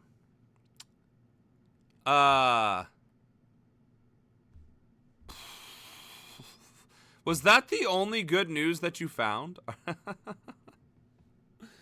10 minutes. All right. Iran's police chief has given protesters who took part in weeks of demonstrations in the country a 3-day window to turn themselves in. In comments made to State TV, Ahmed Reza... That's a bold move, Cotton. Let's see how it plays out. Citizens, those of you who were rampaging for the past several weeks due to our authoritarianism, we are giving you several days to turn yourselves in and face the consequences of your actions. Otherwise, we will be forced to do fucking nothing lest these riots continue and we start to die and being pulled apart in the streets. Like, are you shitting me? Bold. The brass. Like, brass cojones. That clang. That is this sound. Clang. Okie doke. Radan said some young people were deceived into becoming unwittingly involved in the riots. He said they would be treated with leniency if they handed themselves in and would not be considered as what he called enemy soldiers. Iran says it has made thousands of arrests since the protest began last month. Thousands of people were killed in the weeks-long unrest. Right. So the state was murdering protesters. There have been very credible reports that Israeli IDF were instigating the violence and equipping arms to the protesters. At least one side of the protesters, which contributed to the violence and the death and the destabilization of Iran. So, yeah, let's go turn ourselves in, even though our fellows were also murdered by the state. Like, that's not how that works. That's how you ensure that your state gets toppled. Just throwing that out there. Wow. Okay. Guatemala. Firefighters try unsuccessfully to revive a wounded police officer outside the Justice Center in Villanueva on Sunday. He was one of 7 officers shot dead as gangs retaliated after authorities moved back into prisons taken over by inmates. Social media videos show at least 3 prisons in flames. Dozens of guards were taken hostage, part of a coordinated uprising sparked by the government's refusal to loosen prison conditions for senior gang leaders. At the high security So, Guatemalan gangs who are in prison, gang members who are in prison, demanded better conditions, were denied, and then were able to orchestrate an uprising of sorts in 3 concerted prison actions. And then the gangs that were not in prison, the gang members, also then assaulted the prisons and the police. That's... I'm not condoning that because these are criminals advocating for their own benefit and then committing more criminal activity. But, like... maybe things are a little rough in Guatemala. You know, I would say they need some freedom and democracy, but, you know, Venezuela's getting plenty of that as well. So, maybe Guatemala's about to receive some revolution and unrest as well, because if gangs are able to be this coordinated, I mean, that is definitely a sign that the government is losing the ability to keep the population safe and secure, while also not providing the basic needs to the population that would deter them from joining a gang in the first place. So, Renovación 1 prison in Escuintla, masked inmates seized watchtowers as police and soldiers formed a tight perimeter outside. How are they going to protect our lives in this place? They are not. Look at the state of this prison. By Sunday, authorities said they had regained control of Renovación 1 and freed the hostages. Police footage shows alleged gang members being rounded up and recaptured. Among them, Aldo Dupi, known as El Lobo, widely reported as the top leader of the Barrio 18 gang. But soon after, the coordinated attacks on police broke out in and around Guatemala City. Interior Minister Marco Antonio Villeda said the government would not negotiate, announcing joint police-army operation to secure urban areas. We arrested 7 gangs. So let's make sure that that doesn't escalate into full-fledged martial law. Because usually, when you start joining the military with law enforcement to go after a criminal element, legitimate or otherwise, they tend to stay in place. Just throwing that out there. Gang members, either moments before carrying out attacks or shortly after they had done so. Also, 1 gang member was killed after police responded to an attack on officers' lives. Guatemala has long struggled with criminal violence linked mainly to the Barrio 18 and Mara Salvatrucha MS-13 gangs, both designated terrorist organizations by Guatemala and the United States. The latest Yeah, well, don't give America any excuse to come to Guatemala, because you're going to lose your fucking country. That is where we're at right now. We got 4 minutes left, and 2 videos. Just over a month on from the attack, there is little sign of the carnage that took place at Bondi Beach. The floral tributes to the 15 people who were killed have long faded, and this seaside suburb is back to its old self. Business is also resuming in the capital Canberra, with Parliament recalled 2 weeks early to debate proposed changes to gun and hate.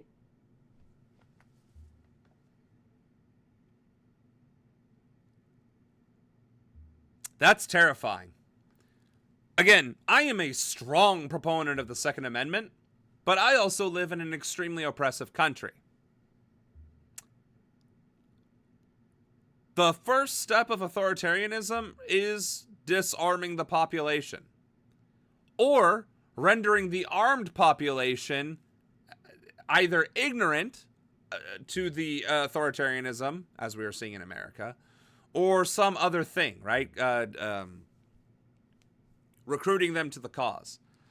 To see a truck of firearms dumping a pile of firearms in a parking lot as a response to an active shooting, instead of, improving, literally improving training and oversight and this and that and the other, we're just going to disarm the population while authoritarianism is on the rise globally.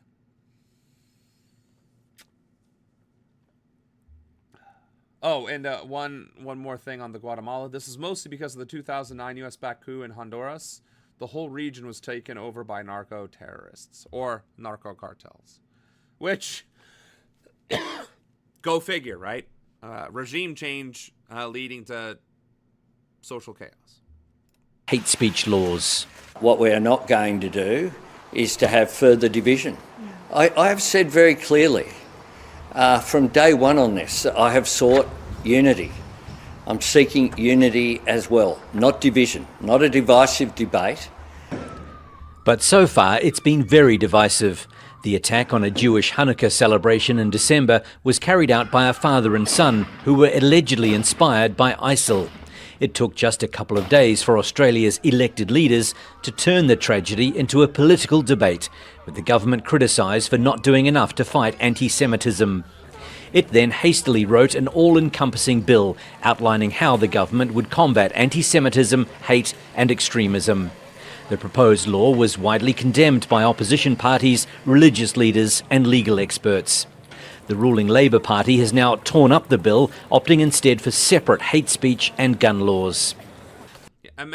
When you have religious people, lawyers, and politicians agreeing on something, you know you done fucked up. It's either fucked up in a good way, as in, like, you shouldn't be doing this, or you fucked up in a bad way, as in, oh, we're really gonna do the bad thing. So, like Israel. Israel's an example of religious, political, and legal leaders agreeing on committing atrocities. And then you have an example of those same groups of people agreeing, like, hey, maybe we shouldn't be doing blanket things that are going to detrimentally impact society. Yeah, everyone give up your guns. Here's a reason why this is going to be a bad idea. And, oh, by the way, this is from the perspective of clergy, legal, and political. All right. I did want to cover this right here because... This is Democracy Now!, democracynow.org, the War and Peace Report. The rising authoritarianism of billionaires, or due to billionaires, cannot be stressed enough. And I know we're going past the time, so just bear with me a little bit. I'm Amy Goodman. We turn now to Davos, Switzerland, the site of the World Economic Forum. Traditionally, the WEF is a gathering of the global elite, but this year it's turned into an emergency summit over President Trump's threats to seize Greenland, a credible threats, because he already seized Venezuela. The autonomous territory of Denmark. Over the weekend, Trump threatened to impose tariffs on 8 European allies that oppose his push to take over Greenland. On Tuesday, Trump posted a fake photograph showing Greenland, Canada, and Venezuela as part of the United States. Speaking in Davos, Canadian Prime Minister Mark Carney warned of a rupture in the world order. We knew the story of the international rules-based order was partially false. That the strongest would exempt themselves when convenient, that trade rules were enforced asymmetrically. And we knew that international law applied with varying rigor depending on the identity of the accused or the victim. Well, look at all of this extremely accurate self-reflection that is being done. It's like they do know that they're scum. It's like they do know that they were allowing Israel to commit atrocities, and that America went batshit the second Trump stepped into office again, and Elon Musk did his salute. Are like, so you know you're the bad guys. Fix it. This fiction was useful, and American hegemony in particular helped provide public goods, open sea lanes, a stable financial system, collective security, and support for frameworks for resolving disputes. So we placed the sign in the window. We participated in the rituals, and we largely avoided calling out the gaps between rhetoric and reality. This bargain no longer works. Let me be direct. We are in the midst of a rupture, not a transition. Over the past 2 decades, a series of crises in finance, health, energy, and geopolitics have laid bare the risks of extreme global integration. But more recently, great powers have begun using economic integration as weapons. So wait, the globalists are now afraid of globalization? What? Isn't that the whole premise of neoliberalism in the first place? Which all of you motherfuckers are? Okay. Tariffs as leverage, financial infrastructure as coercion, supply chains as vulnerabilities to be exploited. You cannot live within the lie of mutual benefit through integration when integration becomes the source of your subordination. That was Canadian Prime Minister Mark. So, I guess we we're taking a couple steps back from the natural inclination to unite into bigger groups.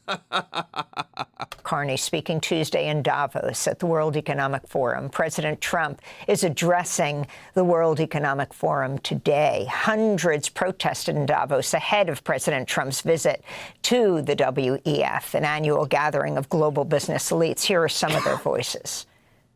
I think it's really bad, especially what he just did with the bar and just here because it's a. Okay, we already covered the protests in the beginning of this stream. Okay, that's why I'm skipping it now.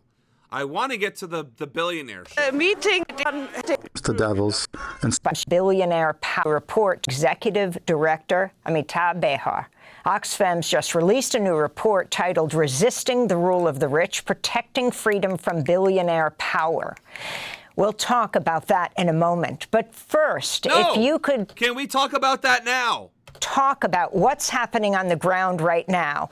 The World Economic Forum, a gathering of the global elite, but now an emergency summit to deal... And we really need to stop calling them the elite, because they are not elite on anything except for greed, corruption, and cruelty. Okay? The only elite among us are the ones in professions that excel in their fields, right? For instance, I work with a guy in maintenance who's a good maintenance technician and an extraordinary cook. I would call him an elite cook. He has a skill and the ability to back it up. That is elite. Professional athletes and musicians are elite. They are elite members of their field with their talents, right? Artists like Banksy, elite. But politicians, bankers, corporations, shit like that, not elite. Wealthy, powerful, not elite. Because an elite business leader would be able to generate profits, expand the business, increase hiring, improve the technology, research, investment in the research, and still pay people a living wage without needing to undermine government or other industries, their competitors. By simply being good business leaders and having the right acumen to go in the right direction for their industry, while treating their employees like part of the industry itself and not something other, that would be elite. But name me a single business owner, one business owner throughout all of history that did all those things. So no, not elite. Now, there have been elite politicians. I'll give you that. There have been leaders who have achieved greatness, who excelled in their field, diplomatically, militarily, economically, militarily, like we could say Genghis Khan was an elite military leader, but that didn't necessarily make him a great guy. He lowered the temperature of Earth by murdering that many people during the conquest of Asia. We could say Julius Caesar was an elite statesman. He brought Rome to glory, to extreme counts, expanded the territories, got the love and support of both the military and the people and the conquered lands. Was the only world leader, the only military leader who ever actually defeated the British Isles. But also a bit of a tyrant, and was assassinated after declaring himself dictator for life. So, but those people at this forum aren't even that. They do not have the love and respect of the people. They do not have the love and respect of the military. And they sure as hell don't have the love and respect of their fellow political leaders. So, to call them elite is patently false and disrespectful to the term. With President Trump threatening to seize Greenland. Can you talk about the significance? Are you threatening me, Anna? Significance of this, Amitabh Behar. Thank you. Thank you for inviting me. I must say that the sound is extremely poor, but at the moment, in fact, now there's a massive queue for attending the Trump's session, and you can hear actually protest sounds from outside. So this is really the moment where everybody is gathering. There's, I would say, massive nervousness. The people that I'm talking to, they're extremely concerned about what is the speech going to do. So that's really what's happening at the moment. Can you respond from your perspective as head of Oxfam International to what it means to turn this into an emergency summit with President Trump threatening to militarily invade Greenland? When you look, for example, in the context of what you deal with at Oxfam International, the global inequality of the world, the amount of money just going into the military to protect Greenland and for the attack, and where else it could go. So if I'm hearing the question right, absolutely, I think this is really a critical question, that we as Oxfam work on human rights, on humanitarian support, and at this juncture, the entire multilateral structure seems not just fragile, it's broken. And at this juncture, we need to understand why is this happening. So the very specifics, because I've not heard what's happened in the last few hours, the very specifics are very relevant, but essentially this is a reflection of the rule of the rich. As our report highlights, we are looking at billionaires actually sitting at $18.3 trillion. And last year they added $2.5 trillion to their kitty, which is enough to eradicate poverty 26 times over. But really what we are also saying is that this money needs to be seen in the context where 50% of the global people live in poverty. 1 in 4, quarter of the global population actually sleeps hungry. But I think the real point that we want to underscore is that these billionaires are now not happy being rich and richer. They really want now political power. And they've started buying votes, media houses, political parties, and governments. So how do they not have political power? Like, they had political power by the simple fact that they were billionaires. And already lobbying. Like, they were already lobbying. Like, what? And to the point, billionaires are sociopaths. Billionaires want more. Period. Dot. You could literally create a unified global society and put billionaires in charge of it, where the richest person is always the person that's in charge. And if you kill them, you get their money or something, whatever. And that would still not be enough. That still wouldn't be enough. Even if humanity spread across the stars, and I'm talking multiple galaxies, across thousands of galaxies, millions of galaxies, and the rich were still in power across those millions of galaxies, that still wouldn't want to be enough. They'd want the whole universe. So no, billionaire hoarding wealth is the same disease as hoarding newspapers or cups or some other thing. Tabs on a computer. So no, that is a disease. It is a mental illness. And billionaire, I mean, it's one of the reasons why capitalism is such an existential threat to society. So we finally got to that.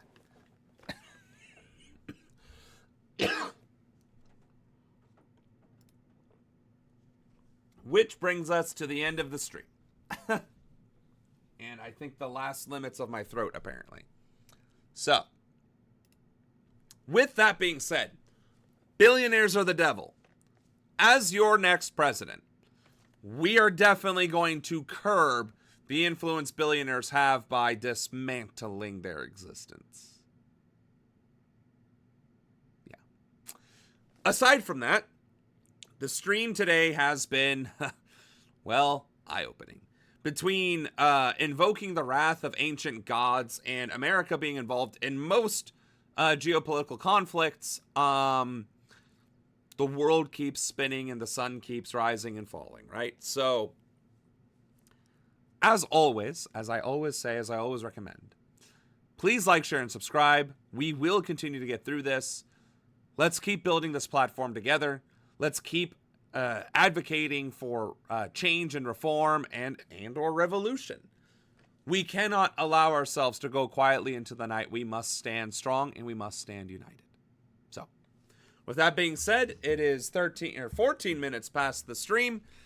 We will see you tomorrow at 7 p.m. Eastern, and we will do a recap of anything that we may have missed or that may have transpired between then and now. So, my name is Samuel Ronan. This has been Samuel Ronan Streams. I look forward to seeing you tomorrow. Take care.